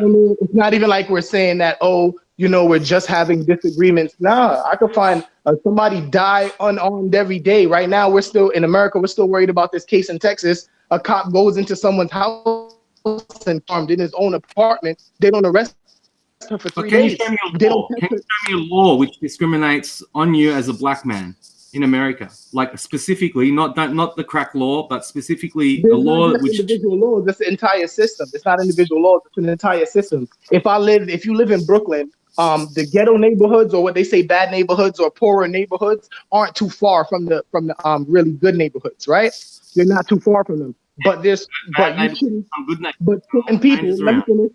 You're saying actually give an example. But certain people, in order to in law enforcement's consideration, don't belong in certain neighborhoods. So if you see somebody that looks like they're from Brownsville, or some kids that look like they're from Bed-Stuy, Flatbush, East Flatbush, and they're walking around in Mill Basin, they're just going out to eat, they're going to visit a friend, they're going to the movies, they're 100%, 5 times more likely to get stopped, get harassed, and then get arrested for no reason, just for resisting arrest, but there's no charge for them to be arrested for in the first place. That happens all the time.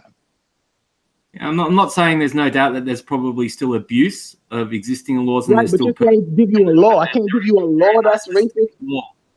Yeah, in the past there have been laws like specifically been racial laws. There have been in the past. There's no doubt about that. Right. And they removed them, but they just replaced them with a way to still do the same thing without it being on the books.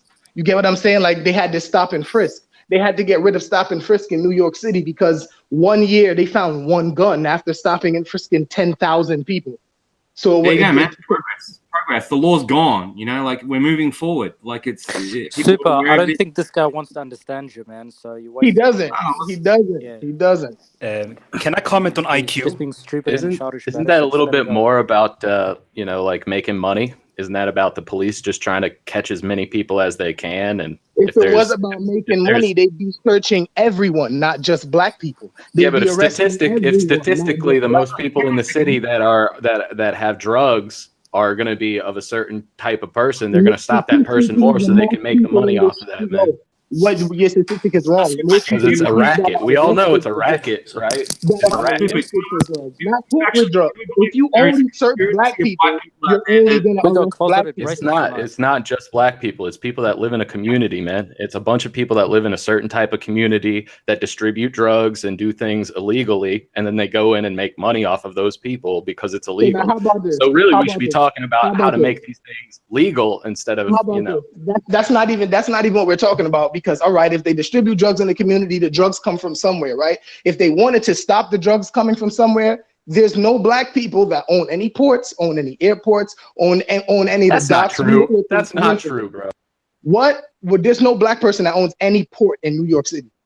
Dude, New York City maybe not, but that's a pretty big statement. So you said it's a racket, and they're going to be in places where they know the drugs are. If you know the drugs aren't grown here, we know the drugs are flown in. We know the drugs are brought in on the boats. So then they be there, right? Trying to get the drugs to not even get to the streets. But that's not what they're doing. We know cocaine is a way higher priced drug than weed because that's all that people smoke now. That's all you get arrested for is weed. But they're not in the places where cocaine is found. They're not in those neighborhoods. And you said people know, they know that a certain kind of person is going to have. No, if you only search poor people, black people, Spanish people, you're only gonna arrest poor people, black people, Spanish people. Poor people can't afford lawyers, man. If you go around arresting a bunch of people with cocaine, they all got money to pay for lawyers. It's about class, socioeconomics. Exactly.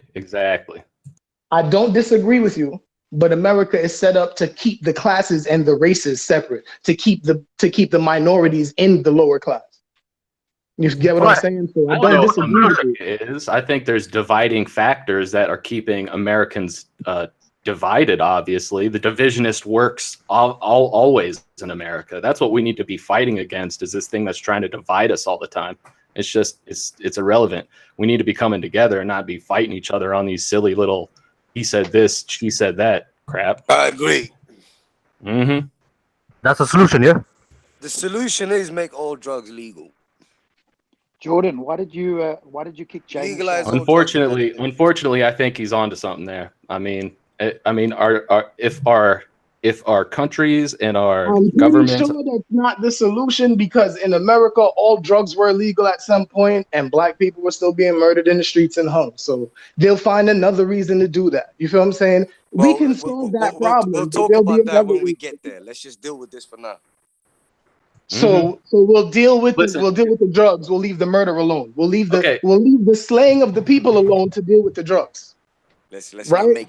Let's not. The slaying of the people comes from the drugs. The slaying of the people comes from the drugs. Systematic oppression alone, and we'll deal with the drugs. So it's when the about drugs dark money. Right? It's about dark money, bro. It's about dark money. Right. If we make that money in the light, then we can track it and see where it's going. It's going to be something else. Once then, it's going to be something else. Cocaine, weed, heroin, all of it was legal in America before 1900. 1920 was the first time they banned something, and it was alcohol. All of that was legal, and it was the same thing. They're gonna find a reason. They're gonna make a law. You get what I'm saying? This is not anything new to us. Bro, you catching that black power bug, bro. Take it. It's not a black power bug. I live in America. I was born here. Super H. What's the solution? Channel, man. What's the solution then? Born here. I didn't just y'all might have just learned about this stuff from watching Kalam. I found out about Kalam maybe a year, 2 years. Bro, I'm a grown man. Now, man. Come on, let's switch. All right, Super H. What's the solution? What's the solution then? That's a question I can't answer. I can't answer that. All I can do I won't find the solution. Aware of the problem, and maybe you can find a solution. That's your homework for tonight. I'll say this, yeah. That's your homework. Two solutions, yeah. Legalize drugs and get rid of private industry prisons. That I agree with. Private industry prisons is one of the problems that would help something. Get rid of those two, and you got it. What do you think of the gentrification of Brooklyn? You think that's a good thing or a bad thing? Gentrification is good. I'm for gentrification. You are for or you're against? For. You're for. For gentrification. Yeah, so because I'm saying Brooklyn is kind of a nice place to be honest with you. I'm a capitalist. Brooklyn, not all parts of it, obviously, but recently a lot has changed there, right? Yeah, a lot has changed. Most of the neighborhoods that were the neighborhoods you didn't want to go to is the neighborhoods you want to move to now. Yeah, exactly. I withhold comment on that opinion. Guys, I'd like to make a comment on IQ because I think sometimes just dismissing it as bias, I think that is not for our advantage. I think it's better to actually address it with knowledge. So I want to show you guys a study. Can you guys see my screen? Yeah. All right, beautiful. So there's two kinds of intelligence. One is called crystallized intelligence. That's information that you gain through your life. That's knowledge, basically. And fluid intelligence, which is basically perceptual speed, things that basically it's how your brain work, how easy it is for the brain to actually see patterns. So what they did here is they had they look at IQ results in 14 countries, and they had a big sample, like 50,000 people, and they saw over time how does the IQ level in the country gains. Let's say 40 years. You can't speak about IQ without knowing what Flynn effect is. Do anybody know what it is? Flynn effect. Yeah, Flynn effect is when the guy's brain begins to flip in direct towards the different paranormal activities during the bloody flipping degradation of the situation at hand. That way, the Flynn mechanism gets to bloody flipping academically screech into certain situations that the circumstances don't allow him to flip and operate at the high level, where he starts operating a situation where it's too base form, That's why the guy doesn't even turn into Super Saiyan blood. Wikipedia isn't your friend. Flynn effect is when you measure what result a civilization, a nation gets, let's say 40 years ago, and then you measure the same population 40 years later, then you will see that they will score much, much higher on the same IQ test. The national IQ test, IQ points will go up a lot of points. Does that mean that you're getting smarter? Or what does the IQ test actually measure? Is it because you're becoming more intelligent? Does your brain develop in one generation? No, of course not. It means that society is doing better and you're having higher socioeconomic status. So that's what the Flynn effect means. It's basically you're doing better when society is doing better. So I'm not going to take too much of your time. This is a peer-reviewed study from 1987. This professor's name is James Flynn. And what he did is basically he saw the results that they scored in one nation with 40 years time span. And what he found here was that certain countries, they gained IQ points, 25 IQ points in one generation. And what he did is he just started to compare this with different nations, and he saw that, hey, countries are doing a lot better in one generation. So here we have the results. I don't know if you guys can see this. France, Belgium, Netherlands, Norway, West Germany, Australia, Edmonia. As you see, there's a lot of countries here. And what we see here is IQ gains in white countries is what we see. It's European countries mostly. And I think New Zealand. But what we see here is the IQ gain here is 10 to 15 points in one nation, 25 points in another nation that was let me see, France. Another country is 7 points. That's not much. 6 points, another one, 20. So you see, that means that this was conducted, I think, after Second World War, and then next time was around the 1980s. Meaning that the better a country does, the better IQ score you will have. Meaning that social economic status, it will really affect the country a lot. And saying that the IQ tests are biased, that's partly right, because an IQ measures these 6 points. Can you see this? Yes. Verbal comprehension, exactly. That's something that you learn, right? Yeah. That's so if you have your ability to actually restore and recall information, but it also depends on what you actually coded in the beginning. Numbers, of course, you can learn that. Spatial orientation, that's you having the ability to manipulate information in your head. That's not that easy to change. Inductive reasoning, that's seeing patterns. And perceptual speed, that's how fast your brain works. So to just sum it up, there's different tests that are more cultural fair. One of them is called Raven's matrice. There's no words, it's only different boxes. It's basically 3 rows of boxes, and on each row there are 3 boxes basically. And the last box in the last row, there's a question mark. Have you guys seen this kind of tests? They're cultural fair. There's no words, no maths. It's just you being able to see patterns and manipulate information in your head. So Tetris. Tetris, the game, yeah? Tetris. No, not really. I have a picture if you guys would be interested to see it. I think I have it here. Yeah, okay, here. So they have, let me see here. Yeah, so you see it oh, sorry. This is very cultural fair. Basically, they're giving you 3 rows of boxes, and the last one will not give you, is basically a question mark. And then you have to find now which of these alternatives down here is the alternative that you believe should be correct. But to just sum it up, go back to that box. So go back to that boxes, yeah? Yeah. All right.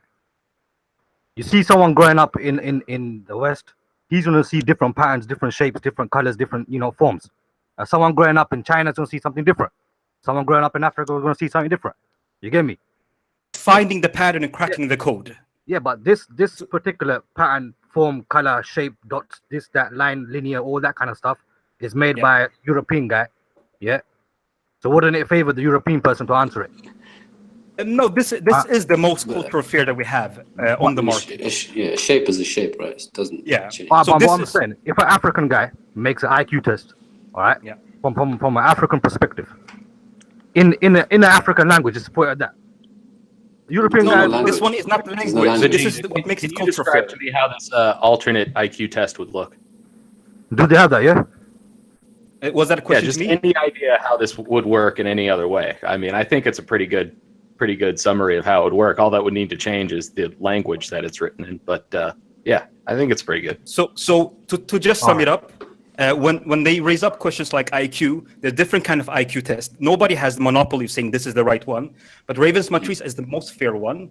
And if a nation within one generation will escalate or will increase the IQ with 29 points, what are we really measuring? That's my question. So of course, socioeconomic status will affect how good you score. In one generation, 29 IQ points. Well, I think we're measuring something else more than just what you're born with. Of course, that also exists, but also IQ test is also what you know, and that is something that you gain through better society and better social classes. So that's what I want to contribute. Yeah, exactly. On top of what you just mentioned now, my issue was the fact that for some reason Tan tried to create a correlation between high IQ and low, sort of antisocial behavior. You can have high IQ and be violent, right? You can have low IQ and not be violent. Yeah, IQ doesn't address values. It doesn't, exactly. That's my point. He would insult someone and say you've got low IQ. If you aggress him, you have a low IQ, but he's saying something that would cause you to get upset. Exactly. But I would just assume that you would make different kind of analysis if you have higher IQ versus lower IQ. But within one generation, how much something hurts them. Like, imagine if you just lost a family member and then you're in line at McDonald's and some guy comes up to you and says, "Oh, fuck your mother," or some shit like that, and your mom just passed away. You don't know how much that may hurt till you go through that, and you may react violently.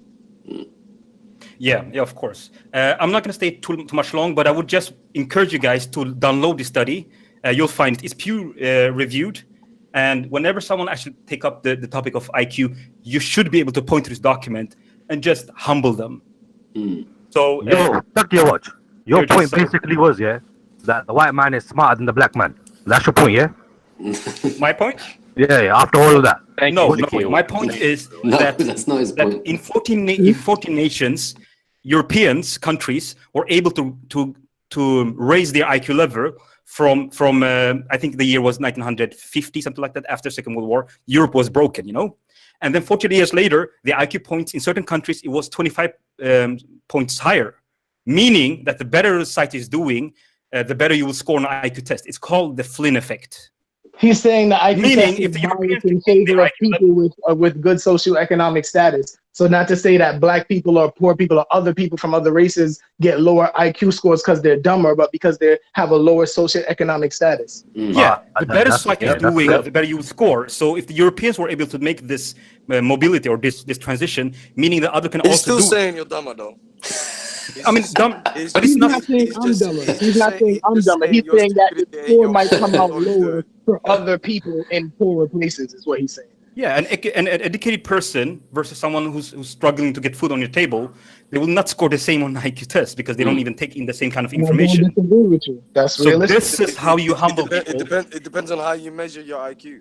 No, but I just showed you. There's different kind of IQ tests, but the most fair of them is called Raven's matrice. Yeah. I think I saw something with space and stuff like that, right? Yeah, spatial reasoning. Yeah. Well, what's that? Spatial reasoning is that they'll give you a lot of that's not Raven's matrice, or maybe it is actually when you manipulate information in your head. Isn't that one where they give you the shapes on a stick and make you reform what they showed you? Furthermore, put the points up that you put the 5 points that you had up earlier on again for us. Sure. It was 6 points. Because none of those points look like it had anything to do with socioeconomics. Let me see. Hold on. I could make an IQ test, designed by me, from my experiences. That people of my experience can answer. But yeah, one minute, one second. Let's check this out now, yeah? Yalla. We got verbal comprehension. How much you can bench? we got verbal comprehension. Yeah. Verbal memory. Yeah. Number. Yeah. Spatial orientation, inductive reasoning, and perceptual speed. What's that got to do with socioeconomics? The first three is crystallized intelligence, as you see here that I wrote here, and the last three are fluid intelligence.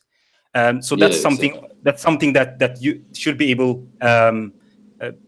I think that's something that you're born with, but also how to think is also something that you learn. How to organize your thoughts, how to organize your mind. So it goes in more, but goes into each other. But especially imagine living in a place where you can get nutrient-rich food as opposed to getting whatever you can eat. Someone who has nutrient-rich and a balanced diet is going to be able to think faster than someone. And also someone who's getting educated I was every going to day. say, as a matter of fact, someone who has a tougher life conditions would get all these six much better. I mean, but that's despite of their life situation. But harsher conditions.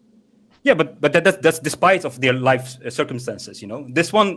What I'm telling you here is if you have better social economic status, if you have better education, if you live in a country where you have more access to knowledge, then you'll learn critical thinking and how to organize your thoughts. I'm just saying that these two categories are more dominating in different. Hold on, 1 minute.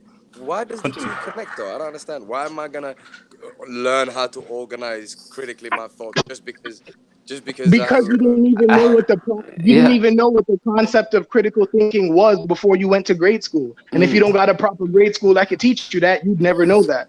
Yeah.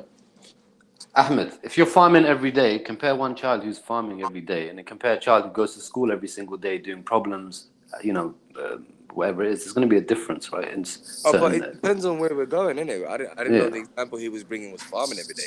Hold on, 1 minute. You mean to tell me everyone besides these white European countries is farming or something? No, I'm saying that's an example. You got to remember, most of the urban capitals and westernized cities are in Western Europe and in North America, not the rest of the Eastern world.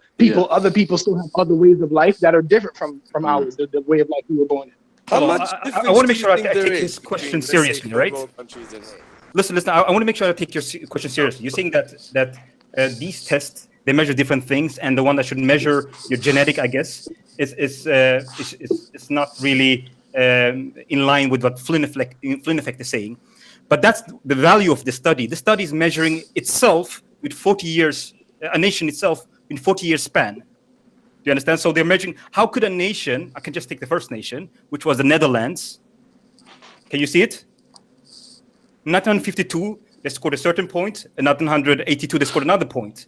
So they got. What age range are we talking about, by the way? I think this was around 18-year-old men. There it says. Sorry, 18-year-old men. Yeah. So before you go to military, so you go through psychological tests. Education now.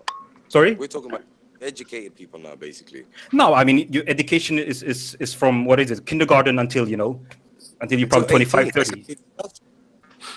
But the point here is they're measuring the same nation with 40 years time span. You can't gain 29 points IQ in one generation. Your brain won't develop much in one generation, So what are we really measuring? That's the whole strength with this study.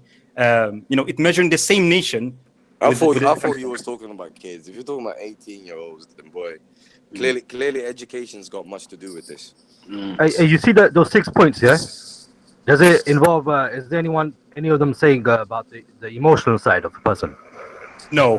The different tests measure different things. But what we want to know, what we want is general intelligence, and that's why I showed you this. Because if you get a gun and you put it on a rich man, he's gonna shit his pants faster than a poor man that's got less to lose. You know what I mean? So the poor man would be able to get out of that situation based upon his emotional intelligence as well. Yeah, and then you need another test that measures that. And of course, what you're saying is accurate. You measure how you function in social situation with high stress, right? This won't probably measure it, but there's other way to measure it. But I'm gonna go, guys. Thank you for the conversation. Keep up the good talk. Thanks. All right, boys. That was good, man.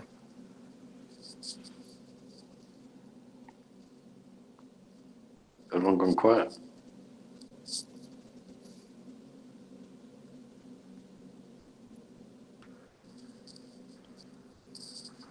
What are we talking about, guys?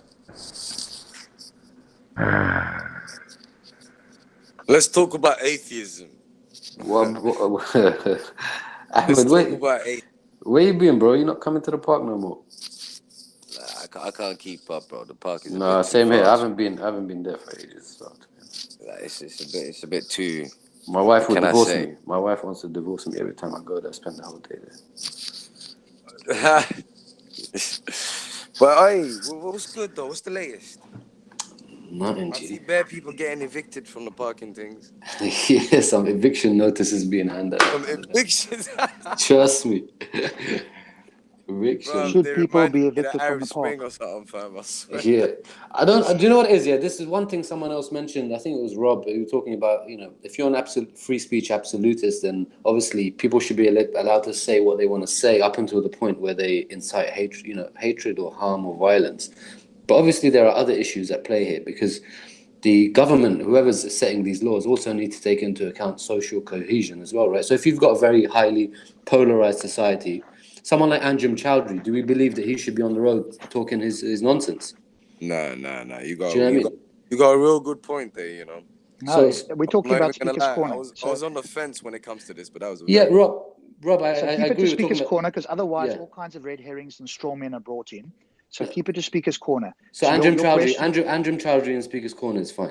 Yes, as long as he's not in direct incitement to violence. I need to accept his ridiculous views just as much as Tan's or anybody else's. And I put it to the panel here. Is the panel going to be consistent and accept that everybody can do it, or are they going to be inconsistent, pick and choose the ones that they choose to feel offended with? I think before something leads to violence, it starts with hatred views. That's subjective. But is that not true? Is it false? It's subjective, Ahmed. So it's subjective, because I don't think Tan's views are hateful. I'll put it to you then. Or Andrew Chowdhury's, or whatever the case is. Anybody can choose their own thing. No, I'll put it to you. What triggers violence? So I'll give you an example. If I went down to the park, I've given the example before, and I have £1,000 in my hand, and I say the first person to hit Ahmed and knock him out gets this £1,000. Go. I would expect the police to arrest me for direct incitement to violence. Is that a clear enough example for you? No, that ain't the question. Not clear enough for you. No, but that ain't the question I'm asking. We're not disputing that. I'm not disputing what an incitement of violence is. That ain't my dispute. I'm simply asking you, a responsible government would have to take into consideration social cohesion. If certain views can lead to violence, if they can lead to violence because of the enormity of hatred in those views, then a responsible government will do whatever it takes to avoid that. Especially. So what you're really saying, Ahmed, is that there is, quote unquote, to use your words, that a responsible government needs to lower its standards, or society needs to lower its standards to those individuals most likely to cause violence for certain words they hear. Because that's the inference that you are saying here. Is that what you really want society to do? And that's a real slippery slope, by the way. This is why I'm. It's a tricky question, right? Very tricky.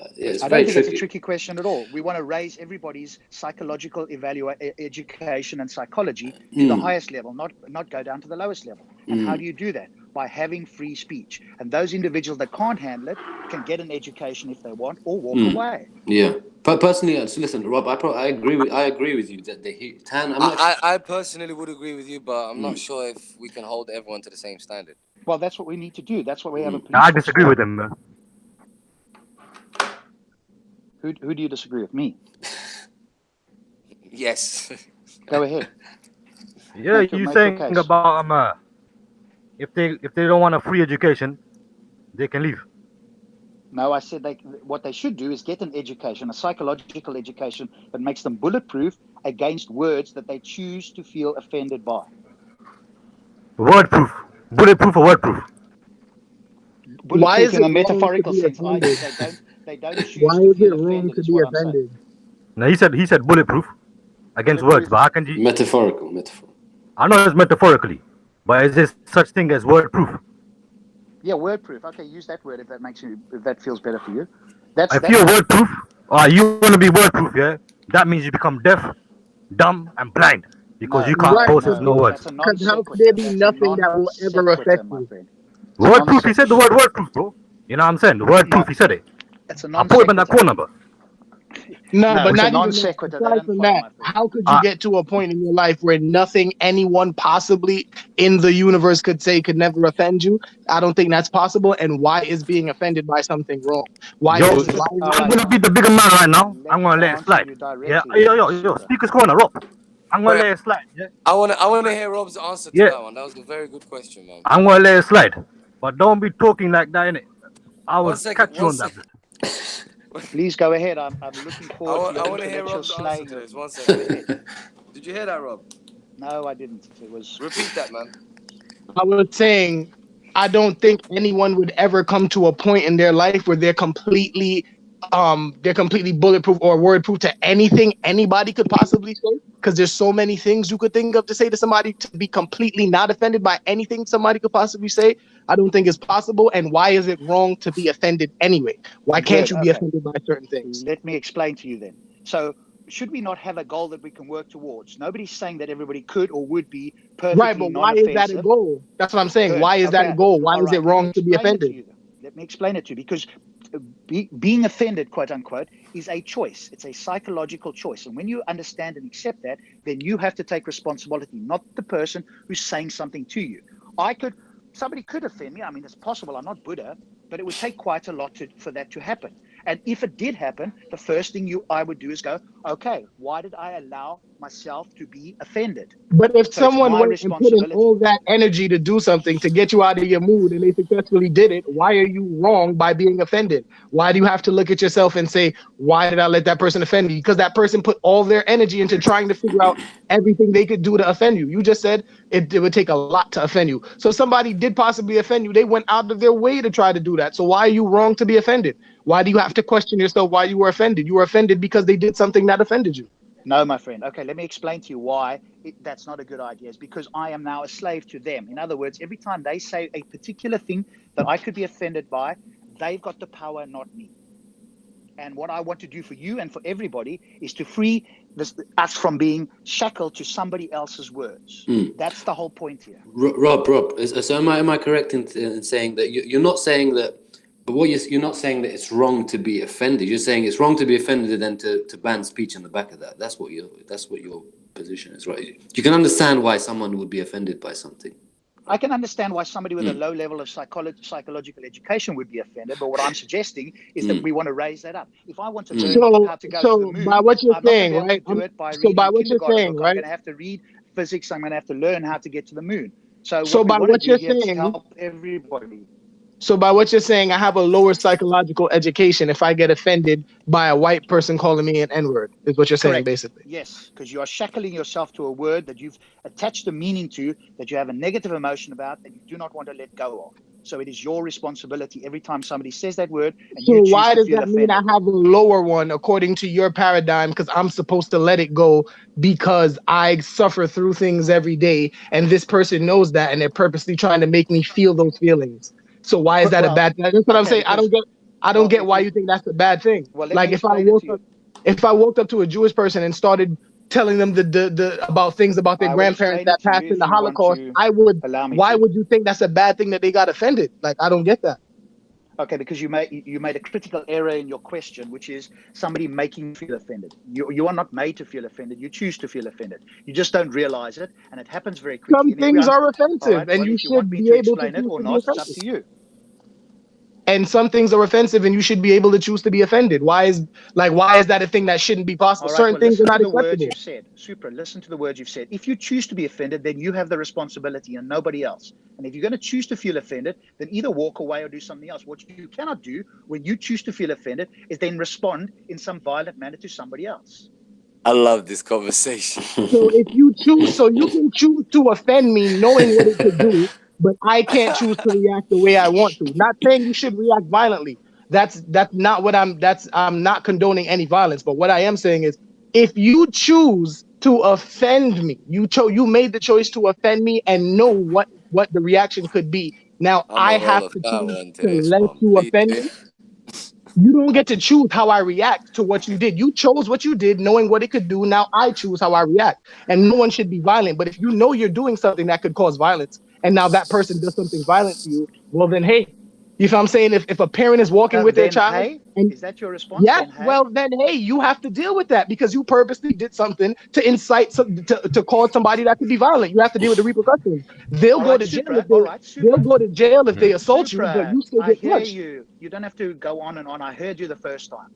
If we're going to use, are you going to be consistent and use your standard? Are you going to be consistent now? Let's see if you're going to be consistent. Go ahead. I choose to feel offended anytime somebody says there's a God. I think it's a mythical thing that's divisionary and causes hate. So are you going to stand by me and not ever use the word God? Because I will be offended every time somebody uses the word God. No. So you're going to be inconsistent. Okay, I understand. I didn't say I'm going to be inconsistent because I never said you don't have the right to be offended. I never said you don't have the right to be offended ever. Please don't put words in my mouth. You just tried to reach for something that wasn't there. I'm keeping my complete my complete consistency in my argument. I never said you don't have the right to be offended. If you choose to be offended about something, you go ahead and be offended. What you do about what you're offended about now, you have to deal with those repercussions, and the person who offended you got to deal with that too.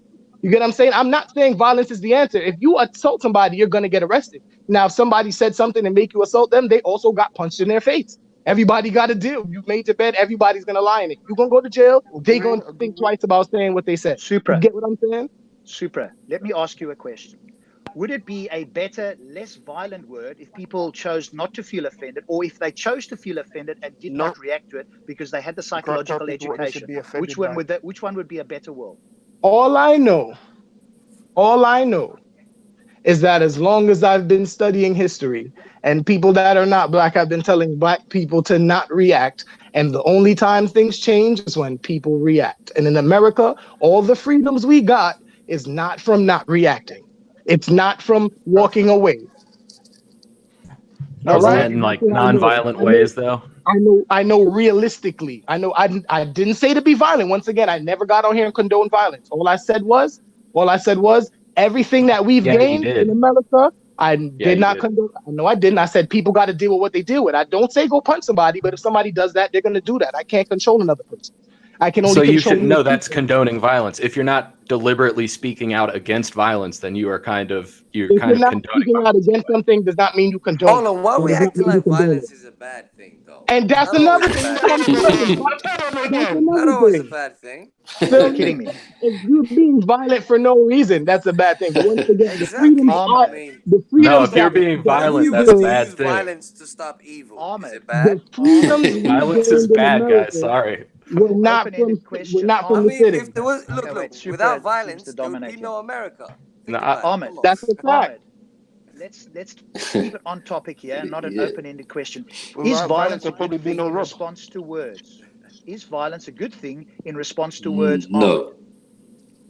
Okay, so that's what we're talking about. So don't have violence is not a good thing in response to words, but violence is a realistic thing in response to words because of the things attached to some of the words. Well, hold on. Is it in our nature to be violent? Yes. Human nature, yes. Absolutely. Is it in our nature to be violent? Yes. Absolutely. It's definitely okay. If it's in our nature to be violent, then we need to be vigilant against that nature inside of us that wants to cause violence, right? That's fair. But we can't say that violence. But we have to be vigilant against the nature that causes violence, and we also have to be vigilant against the behaviors that put us in violent situations. I mean, and how do we get those behaviors? Through thoughts. Provocation. How do we change thoughts through ideas? How do you do that? You educate people. Guys, why does the law recognize provocation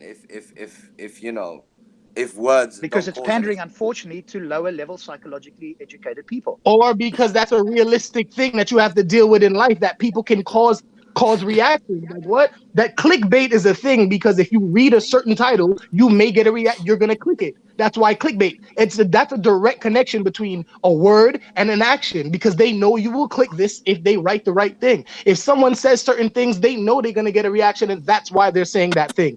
Even they say you have freedom of speech, but you can't shout "There's fire" in a crowded. Yes, you can. You can, Ahmed.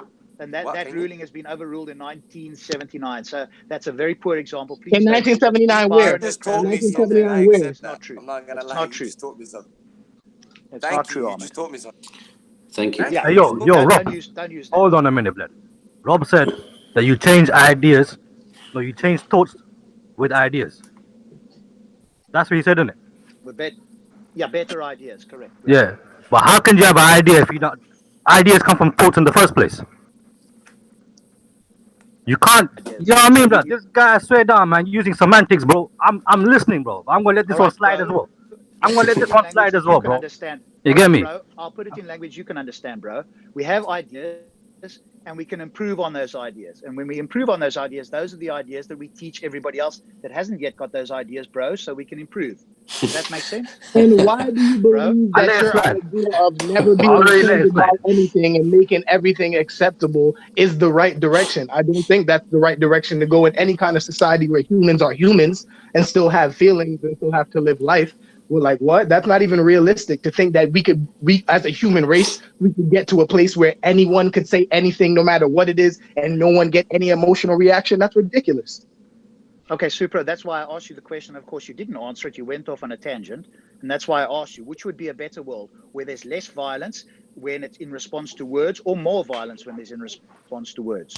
I don't know, but I know when... I think everybody in the panel knows, and so do you. You don't want to say I don't know, but what I do know and what I can say is that there's always less violence after a violent time. And then there's more violence leading up to extreme violence, then there's less violence. Life goes in waves. And I don't think there's ever going to be a time where there's more peace and no violence, or no violence at all. That's not what life is about. You get what I'm saying? Life is about... So I'm not going to sit here and say what would be better, because that's not realistic. Your rhetoric is to try and defend that it's okay to have violence. You don't want a world where there's less violence. If there was no violence, my people wouldn't be free. Don't talk nonsense. The people who made the biggest change, Rosa Parks. The truth comes out. The King, they didn't use violence. Come on, man. Rose, you think Rosa Parks made the biggest change? She's one of the people who made one of the biggest changes. You think that was the biggest change? None of that. You think Rosa Parks made the biggest change? People dying and getting attacked. The change.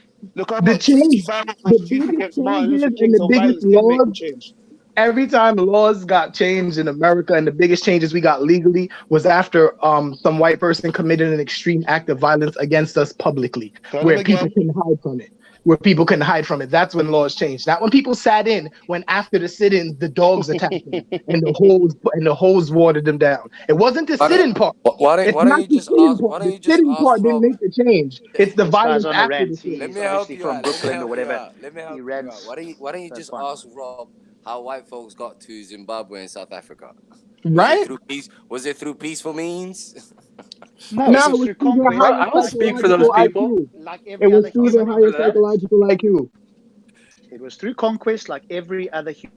Well, there you go. So conquest was a bad life.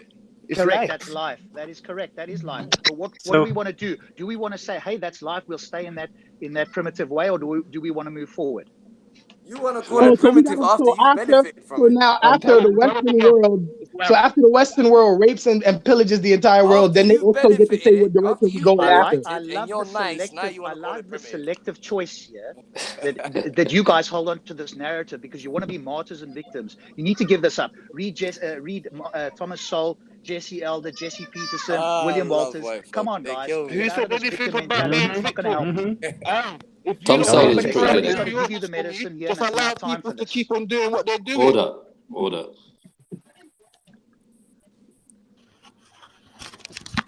Hey, yo. Yeah?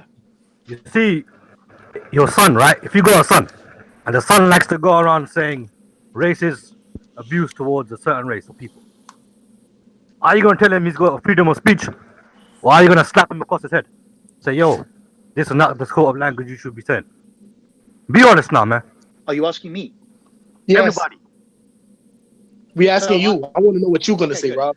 Great. I'll answer you. So I will say to my son that this is not a way to behave, because what happens if it would happen to you? Empathy there. So I would educate my son, if I had one, to go, no, this is not a way to behave. Would I allow empathy in the conversation? Hey, hold on. Interrupt me, no problem. Go ahead, Supra. You dominate the conversation, so we'll all mute ourselves and just listen to you, Red. Let Rob answer. Now you're crying. Speak and stop crying.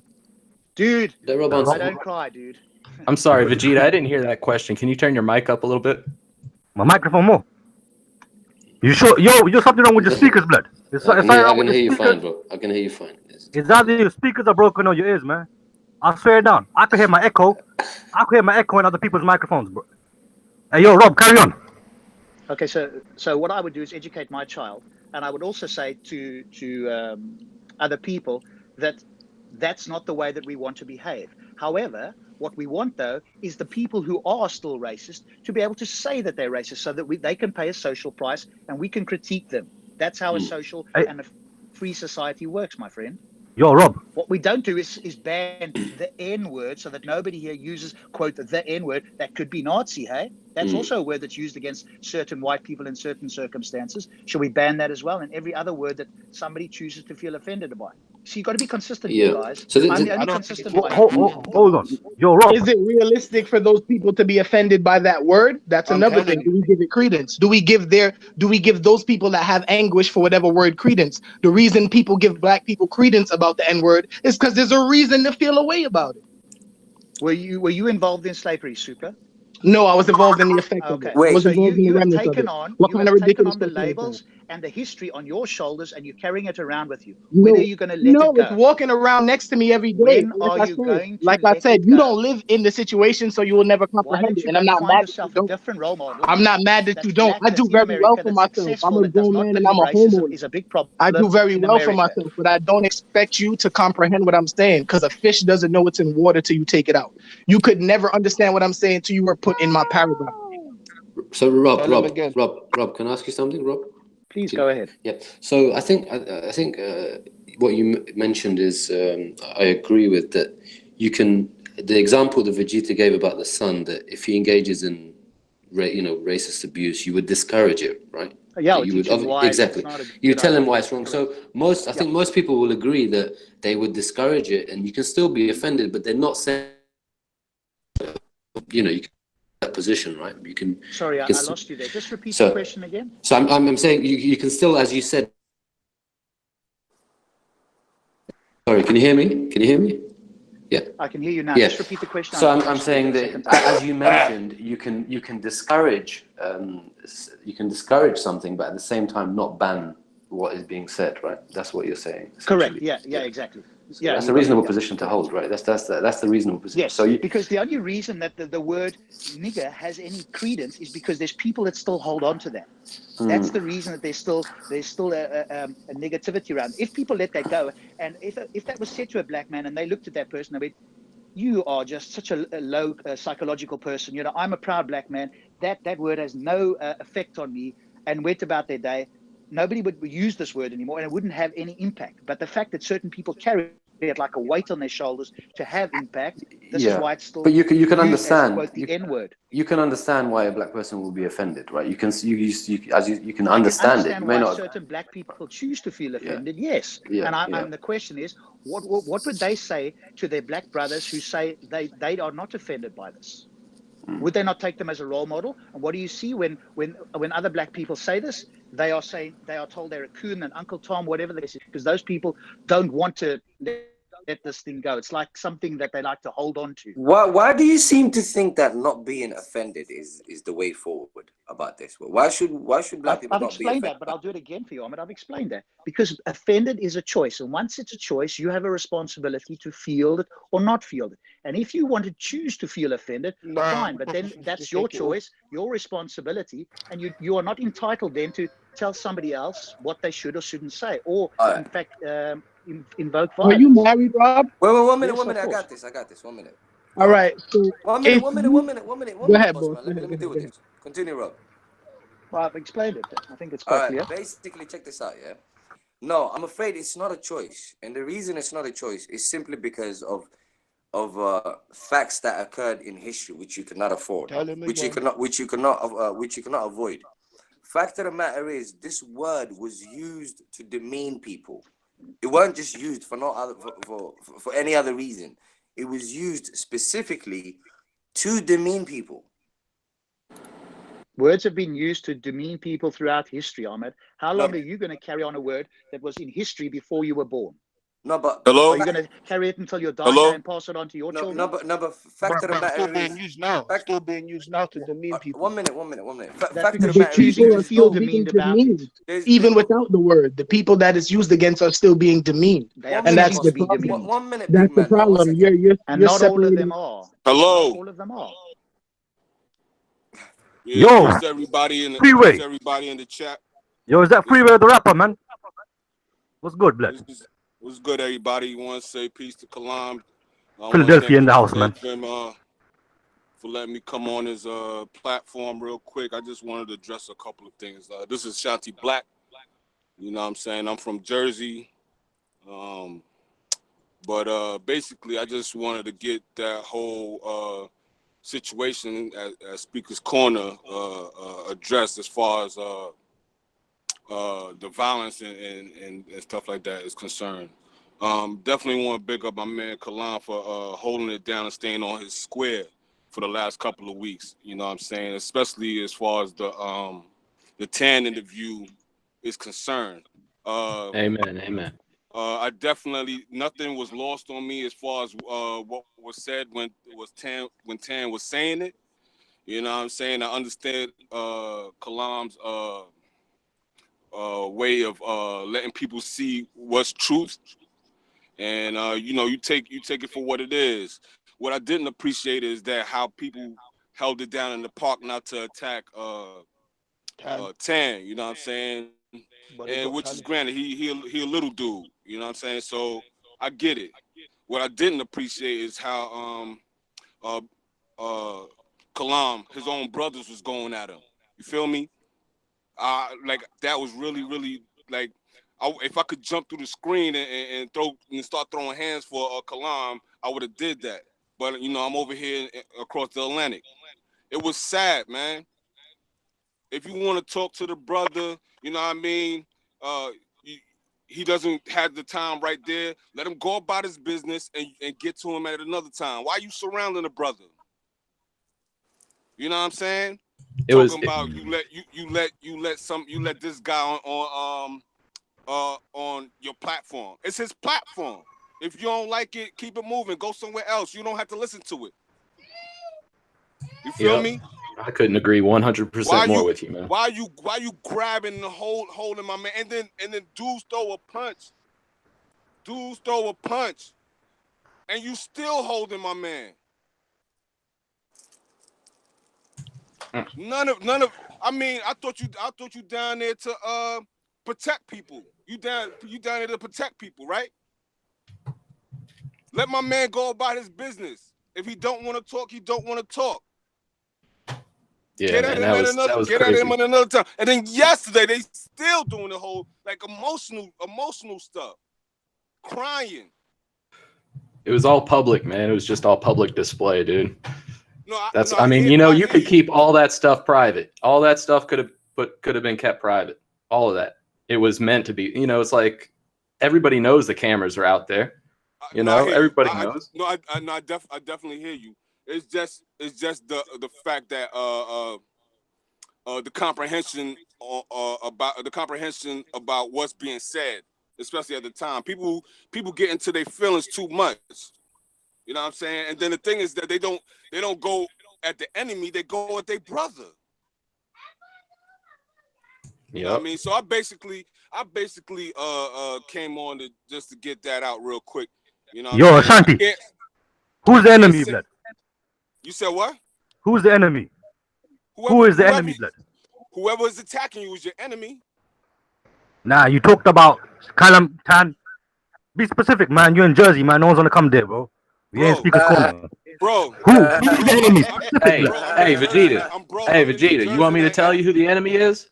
I'll tell you who the enemy is. Now, I'm in New York. When I say your enemy, I'm talking about whoever your enemy is. It don't matter. Well, hold on. I'm not. Since you said brothers when you were referring to the people that were versus Kalam, because who's the enemies? That only leaves one other people.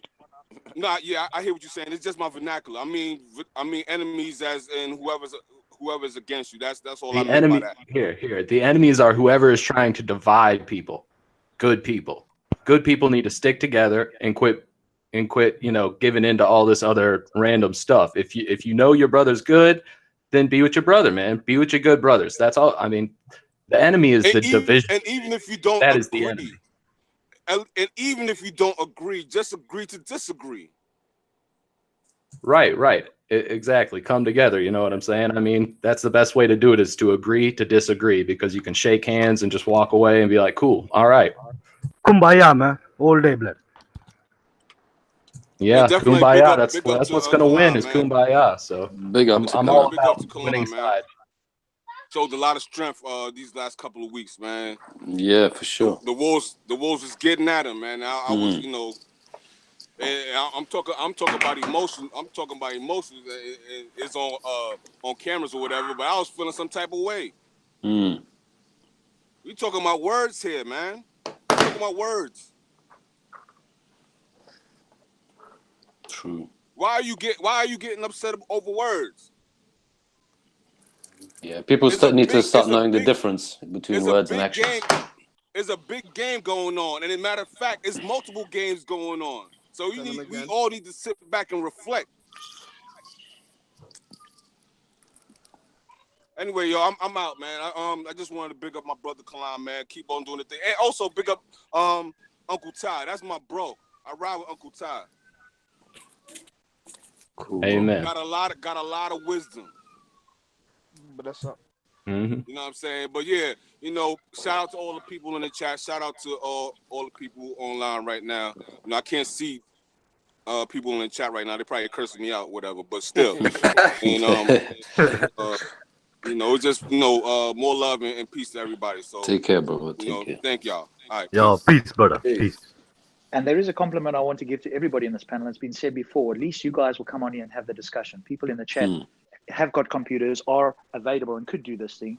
And it's easy to sit behind a keyboard. So even if I vehemently disagree with Ahmed or let's say Supra or whatever, we can come on and have a discussion. We're not going to get violent or whatever the case is, and we can put our case forward. And I think, you know, big up to everybody that's prepared to do that. So step out, because you're going to get the hate. Everybody knows it. We all get hate from the quote unquote other side. So, you know, and you just got to live with it. Can I just say something about Rob, that? you know what? You just reminded me of something. So before I forget it, Rob, I commend you on that.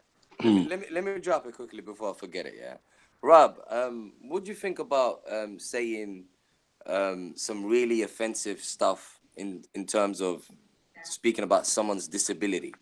Is that okay? Well, when you say is it okay, would I do it or do I think it's okay? No. Would I fight for the right of somebody else to say it? Yes, and then I would critique them. Should we have laws against that? No.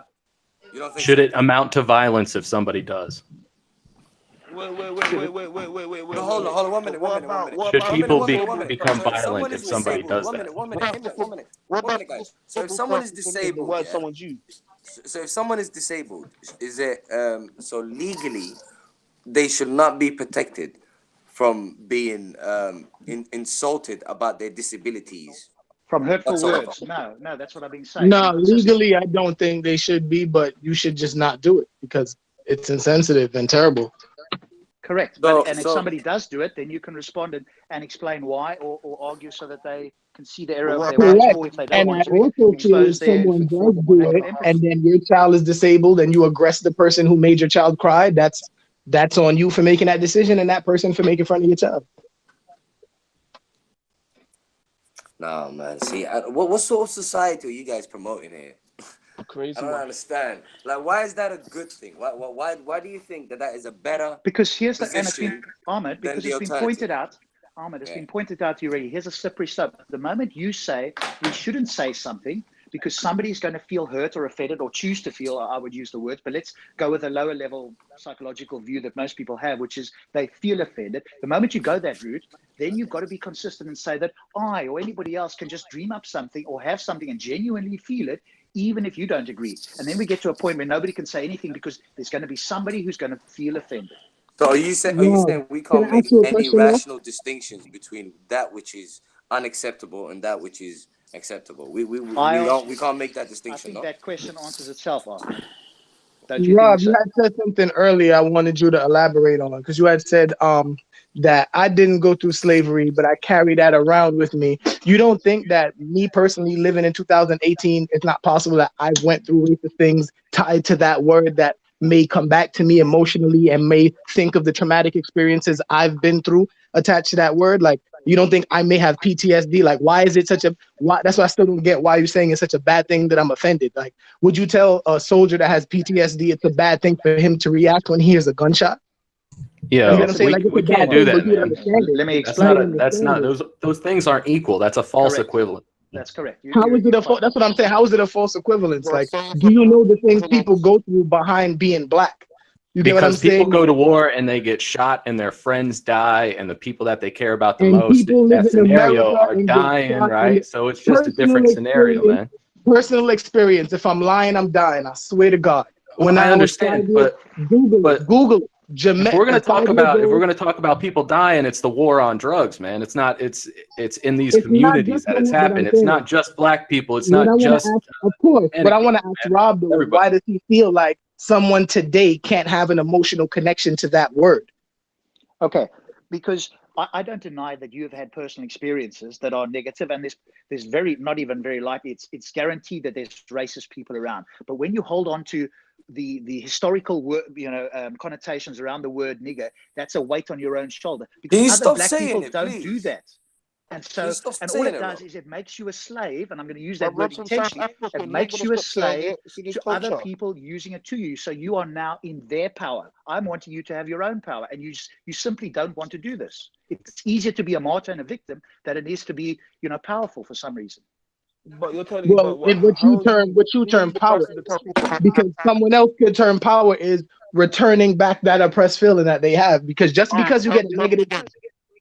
Because just because you get a negative reaction from your action doesn't mean it doesn't empower you. If you incite somebody into violence by saying whatever kind of racial slurs, because you can incite somebody into violence without using a racial slur. You can say something offensive without using a racial slur and get someone to attack you. You get what I'm saying? So it's not just simply about these racial slurs. There's things that you shouldn't say to certain people if you don't know them. Because you don't have to say a racial slur to get somebody to attack you on the street, especially a stranger. Supra, do you feel like you are more empowered or less empowered if you react with violence to somebody's words? Depends on the situation. It depends on the situation. I'm not gonna lie to you. Honestly, it depends on the situation. If someone's trying to bait me up, no. But if now I'm in a situation where, you feel me, I could imagine a situation where I might feel better punching somebody in their mouth. Being honest. I understand that many of you guys being honest, because it's not just about me. I used to be in enforcement, so I've been around this. I understand that, and I don't mean it to you or the other panel, but in a sense like the street/gang mentality where the response is you have to stand up and use violence, otherwise you're seen as weak. My question it's not about that. That's the least concern. I would feel more like you stand up and use violence because now the person who got violence used against them is less likely to repeat that behavior. I guarantee you, talking to somebody is not as fast to change somebody's behavior as a shot in the jaw. You get what I'm saying? Now, if you offend me, yes. So now, like I was saying, if you offend me and say something I don't like, I'm not going to immediately attack you. I'm not going to immediately attack you. But if I attack you, I guarantee you the next time you see me, you won't do that again. So if I'm sitting there going, hey, you're violent, hit me, you're violent, and then I happen to attach I happen to attach a color to that and go on about that. I mean, and then you perform that action after I call you violent. Wouldn't that in turn make me more correct in that situation? Isn't it upon you to say, I'm not going to prove this dude right, and I'm just going to back off? In a situation like that, I would do what you said, not try to prove you right because you're trying to bait me up. But now if we're in line at Starbucks and you skip me and you say, oh, I don't have to wait behind you, you're black. You feel what I'm saying? I might just push you out my way. It don't even matter if they're trying to bait you up. You feel me? If you're trying to bait me up, I might just let I'm you all leave. about that. Hey man, fuck disrespect at Starbucks. I'm all about that, dude. You feel me? Trust me, if somebody fucks with the line position, it's all over, you bro. honestly feel that way, and it's not about you trying to bait somebody, and this is the way I feel like you live your life, I might teach you. No, honestly, I call people out for other people if they do that. I mean, I'm serious. Like, I'm not going to get into an altercation, but I will use my words to discuss or to, I'm going to put my feelings out there. You know what I'm saying? I'm not just going to let it pass me by. Supra, you suggested that if you resort to violence with somebody when they insult you, they're less likely to do it, and that's okay when that person is weaker than you or able to take the beating. What happens when it's the other way around and you take a beating and they're more likely to do it? Then you got to eat it. You made a bad decision and you got to eat it. You see, this is the problem. That's the decision you made. You got to lay in your bed now. You got to lay in your bed. Somebody said something to you, you hit them and they beat you up. You got to eat that. At least you stood up for yourself. Okay, you see, and this is what I see is the problem, that you have the street/gang mentality, and this is the way you want to progress. This is presumably the way you want your children and the future children to grow up. And I'll finish answering my question because you just interrupt every 5 seconds. So if you can wait and be courteous, I appreciate maybe that doesn't happen on the street, but in a panel here, that might be useful. Oh man, you're so condescending. I'm just disagreeing with you because you keep putting words in my mouth. I never said this is the way I want to progress society. I'm just the one that's being completely honest. Of what you are I don't feel like you're being completely honest, Rob. You're not being honest. I'm just being 100% honest with my actions and what I believe about human beings. Rob, I asked you if you were married, right? If you cheated on your wife, right? And then of course that's she found out, she's gonna be hurt. She might almost leave you. Say she doesn't leave you. You would not go now in front of her and bring up all the time, remember when I cheated on you? Remember when I cheated on you? And now if you did do that, how do you think she might react? She would probably be unhappy about it, or my wife who's done some psychological training would go, do you know what? I'm past that, and would make a different decision. This is what I'm talking about, my friend. And do you think realistically most people's wives would do that? Do you think the majority of wives would do that? Do you think the majority of female human beings that are in a relationship with someone they trust and they cheated on them and got past it, and that person starts bringing that up regularly, and beyond that, would you bring it up? Would you even bring it up? Supra, let us get something clear here. You are conflating two things. So let us get it clear, because every time we have this, every time you ask a question, you're conflating two things. One thing about what people currently do, and an emotional effect. You go into these parables, man, and it causes these false equivalencies. Should your wife be hurt after you cheated on her? Should she feel hurt after you kept building it up?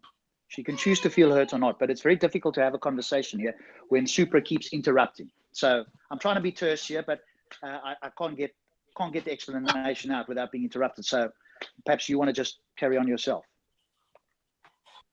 Yo, how many seconds you want, man? I'll give it to you. You want 20 seconds uninterrupted? Yeah. Let's just change subject, man. Come on, man. We've been on this race subject for too long.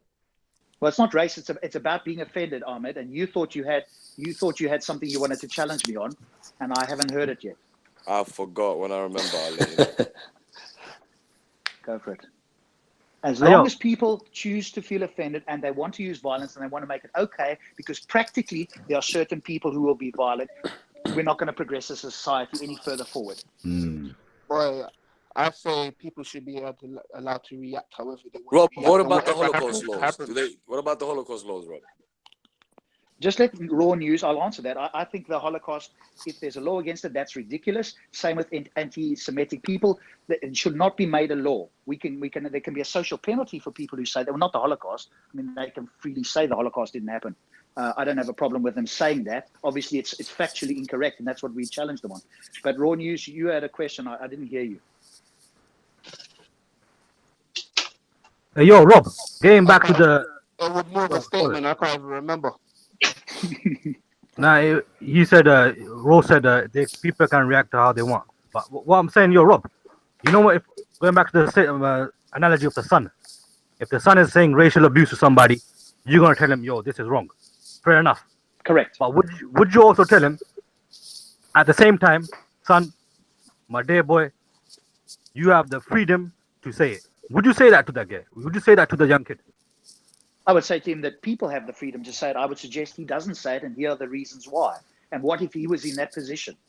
So there's a distinction between whether somebody has the right to say something and whether they should say it in a social society. I am for people's right to say anything, and they should pay a social penalty or be critiqued as Tan or anybody else should be if they say something. What I'm not for is people reacting violently to words under virtually any circumstance. Now, there might actually be a case you could probably dream up where that might, I might have to concede that. I cannot think of one. And even if there was a case, that would be the one and only case. So I want to stretch the free speech boundary to the absolute, apart from direct incitement of violence. I don't want to restrict anything, because the moment you restrict it, there's a power in there, and it also means that somebody else is then owning your brain, your thoughts, your reactions are in somebody else's hands. How long do you want that to happen for? You gave a long answer, but I didn't get a clear answer. But what I did understand was you basically tell your son, you would not tell him that he has the freedom to say. Of course, I would tell him he has the freedom to say it. I would suggest he does not say it, and here are the reasons why. Of course, that's what a free society is about: the freedom to speak. And then your son has the freedom to say, "Shut up, Dad. I will say anyway." Sure, you You know what I mean? that. Sure, you could say that, and I would. Sure, he could say that if he wanted to, and I would educate him or have a conversation around why that's untruthful. No slapping up, yeah. No, Why would you want to beat, discipline? my friend? Why it's been shown in study after study that violence towards children ends up with them being violent as well. Why would you want to invoke violence? Again, this is because people haven't learned to deal with children in a more empowering way. Different topic. That's a new topic, man. That's a new topic. Exactly. But violence towards children. My suggestion is getting away from violence.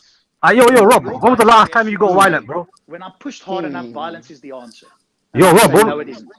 Hey, yo, Rob, when was the last time you got violent? Last time you had to beat somebody up, man? Last week.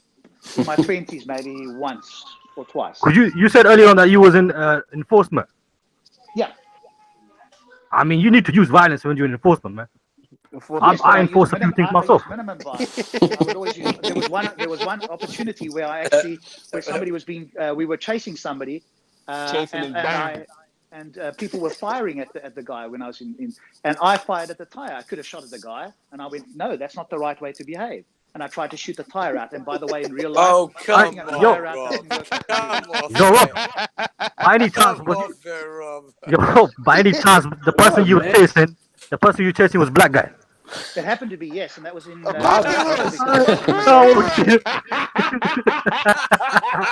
Ralph's power was over 9,000. That was bullshit.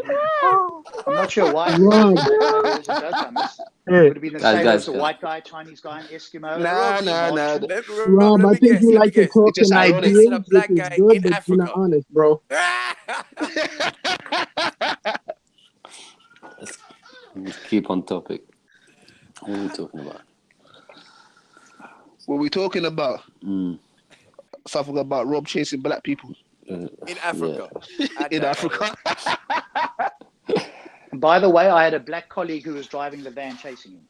So let me guess. He was trying to shoot the guy and you was going for the tire, innit? No, he was driving. I just said to you, he was driving. And I fired at the tire. In fact, he was being chased by guys on motorcycles, and he actually got hit in the chest by a black guy who shot a bullet. We eventually found out through the side door, ricocheted off the windscreen, and hit him in the chest. He subsequently drove for another mile, then jumped out of the van and ran. I chased him. I managed to catch him, and people were shooting at him as he was running away. And I'm shouting, "Stop shooting! Are you mad?" He's got his back to you. In South Africa, if you shoot somebody in the back, you are immediately charged with murder. And I said to the guy, "Stop shooting! Are you mad?" It was like a firing range. And this was mostly non-whites firing, by the way. And I eventually got to the guy, and he had bullets in him, and we took him to the hospital. Because you turned them crazy. They took on your system. I can't hear what you said there. He said because they took on your system. Because they what? Couldn't hear the guy. I couldn't hear it, Matt. Something about my system. He said they got turned crazy by taking on your system, not you particular, talking about Western system. What, you mean a violent system that you guys are okay with? You mean that system? Oh, man. No, I'm okay with everybody being able to do what they want. It's you people here that keep saying, no. Whoa, you people. You people. Yes, you people. It's in the past. You don't keep talking about it's in the past. So what is it now? There's a difference between people doing as they want and saying as they want. I hope you would agree. Maybe that was a slip of the tongue. Nah, that wasn't a slip of the tongue. So you're okay with anybody doing as they want, is that right? Yep. Okay, maybe consider that. There's so many examples I could bring you that would make that just such a ridiculous statement. I mean, really go and consider that point. One thing about Speaker's Corner, Rob, that I think Speaker's Corner is highlighting. Free people to do as we like. Is the cultural difference, as you said, to words and actions. Because in the I don't know about other places, but in the East, when you cuss someone's mum or you say something about someone's tribe or family, people resort with violence, right? That's just how. So I think what's happened is a lot of people who come from these regions are now second or third generation, and as you said, the culture influences them, right? So when someone says something, the reaction may be a violent one, which is obviously not the right thing, but. Correct. That's what we want to discourage. And if, and that's the point, is to discourage that sort of reactions. I mean, why are people flocking to, certain countries? because that in their minds there must be, in their minds, a better society. Why else are they coming here? And if then there's certain rules and norms of this society that we are asking, or in some cases insisting, that people follow. Otherwise, find But what yourself about if they somewhere don't want to else. follow them? What about if they want to take over? They can try their luck. Yeah. Try their luck. Hey, good And luck take with the that. society That's back life, to the though, dark ages if they want to. I'm not in favor of that. Are you? Well, I'm in favor of everybody doing Nah, what they it want. wouldn't be. I mean, you know, the Queen would drop bombs on that place herself before she gave it up. That's what I Of think. course. Of course. At least we have one comedian in the house. I love it. Oh yeah, oh yeah. And then if that didn't work, Donald Trump would come in. So you guys Donald definitely Trump don't want that. Donald Trump.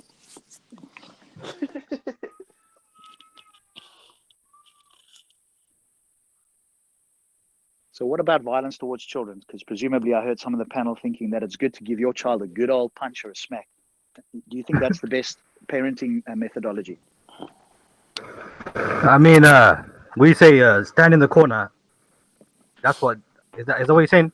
So a kid comes back. I'm asking a question, and I'm wanting to see what your response is. Yeah, And I want to know the question in response.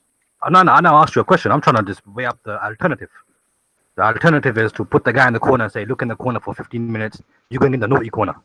Hey, time out. Hey, no ice cream for you. Is that the way, yeah? No, one of the alternatives. You're awesome, by the way, Vegeta. You know the naughty corner, bro. One of the alternatives, my friend, is to have a loving, cohesive family unit where you show love and you teach your children how to behave.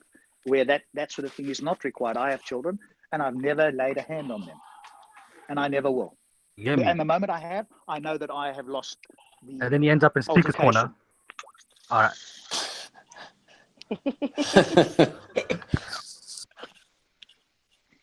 Nah, I agree with you. You shouldn't really beat children like that. Nah, I agree with you, man.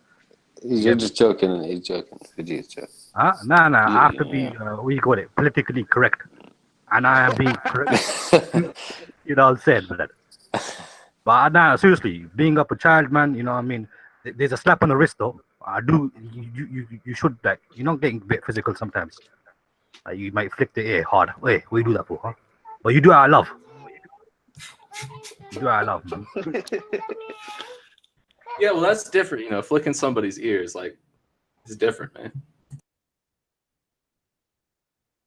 I think that's better than the naughty corner, you know. So, sometimes what they say is, hey, go to your room, you're grounded. They go to the room, they got already PlayStation, they got computer. They got everything there. They got the whole shebang. They're like, thank you, that's like a, holiday. You know what I'm saying? Yeah, and it just forces them to be like more closed up anyways, right? And that's kind of, we got a lot of kids that are locked up in their rooms already. Forcing them to go to their rooms doesn't really do much, right? They're already connected to the world, so. Yo, you know what the punishment should be? I say the punishment should be you have to go outside and play in the park. Vegeta, check this out, guys. Apparently, by 2060, white people are going to be a minority in America. What's going on? Nah, bruh. Nah, we're gonna start getting it on, bro. I heard, what's that guy's name? That Republican, Paul Ryan. He made a plea to white folks, like y'all need to start having babies and shit. Like literally, he made a plea. Imagine that. No, it's true. We gotta get to getting it on, man. But Becky don't want y'all though. That's all right. We'll find a way. We always do. No, but like countries like Russia and Japan have declining populations, right? This could actually be a thing at some point. Oh shit. No, real talk. I'm just saying. This is messed up. So hold on. After all the shit white folks been up to, yeah. You mean to tell me you're about to lose to nature? Yep. No comment, man. No comment.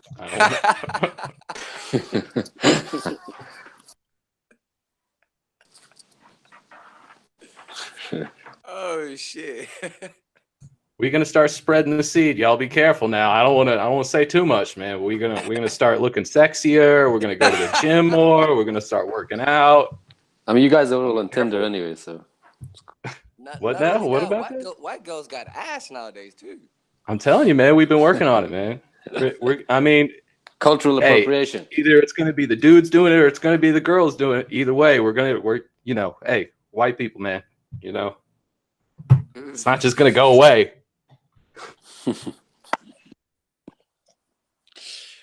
Oh man, imagine America with white folks. Hey, can we have a?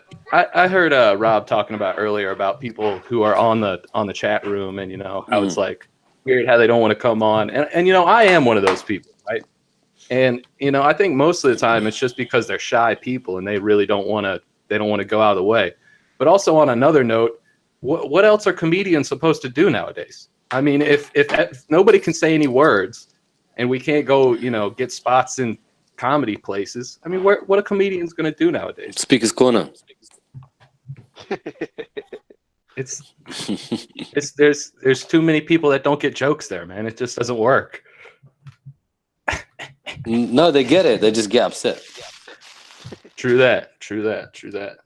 But I think, you know, just a word for the trolls, man, because you know everybody wants to hate on the trolls, man. But we're people too, you know. There's people behind those computers saying those disgusting, horrible, nasty, offensive things. You know, we got to think about them and try to change them too. It won't work in Speaker's Corner. I mean, ask Ahmed.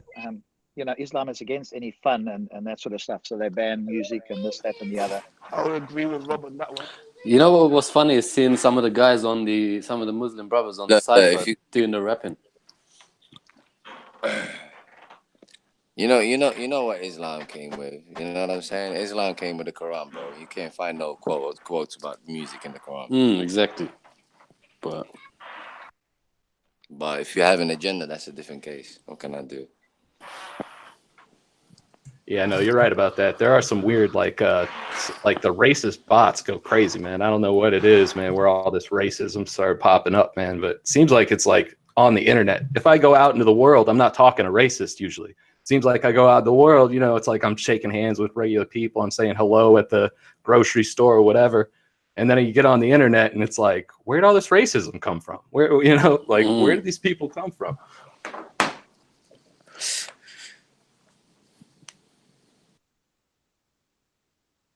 Do you think it's just to maybe piss people off? Or is it the people are telling you their real, you know, what they really think behind the computer?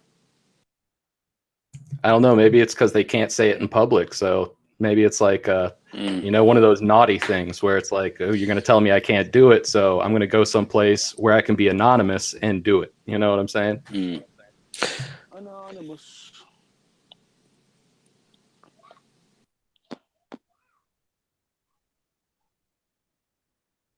So what is Tan is banned from the park? Is he going to come back or what's happening? I heard he ain't banned. He's not banned, is he? Nah. Don't think so anyway.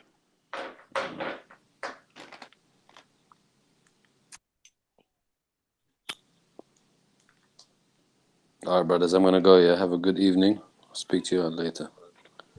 Yep, y'all do the same. Take care. Anytime anybody wants to have a conversation about trolls on the internet, you know, and treating people fairly just because they're disgusting comedians. Come on, guys. We need to have, everybody has rights, you know? All right. But seriously, I love you guys. Thanks a lot. I really appreciate it. Thanks, you guys. Oh, man. I think it's that time now. Finally. I'm out here in the corner just doing what I'm doing. But I think it's time just to, you know, lock down the show. And if you guys would like to come on the after show and actually speak with, you know, the remaining Titans, the link is just now being posted in the comment section. Thank you guys for tuning in with us. It's been like 3 hours long. You know, you lot really held out. So thank you once again. Thanks for enjoying it. Thanks, Kalam. If I can get, no problem, man. If I can get Speaker's Corner, Rob, drop some words of wisdom and also tell everybody where they can check you out and what you're doing on your channel as well. Thanks for hosting, Kalam. Obviously, I've got the Speaker's Corner UK channel, which is primarily towards. Can you hear me? Kalam, Yeah. can you hear me? Sorry. Yeah. So obviously I've got Speakers Corner UK channel, which is primarily geared towards recording and having conversations in Speakers Corner. And I'm also the co-host of the Gin and Tonic Show, where we primarily, or exclusively really, critique Islam. And so if you go to Gin and Tonic Show, or you go to Speakers Corner UK, you'll see some of the videos and past shows we've done. And again, thanks to you, Kalam, for hosting the show and just quietly getting on with it in the background there. No doubt. Thanks, man. Thanks. All right, family. I'm going to sign out now, but all you guys who want to join in, please join in. Hey, I'm about to sneeze.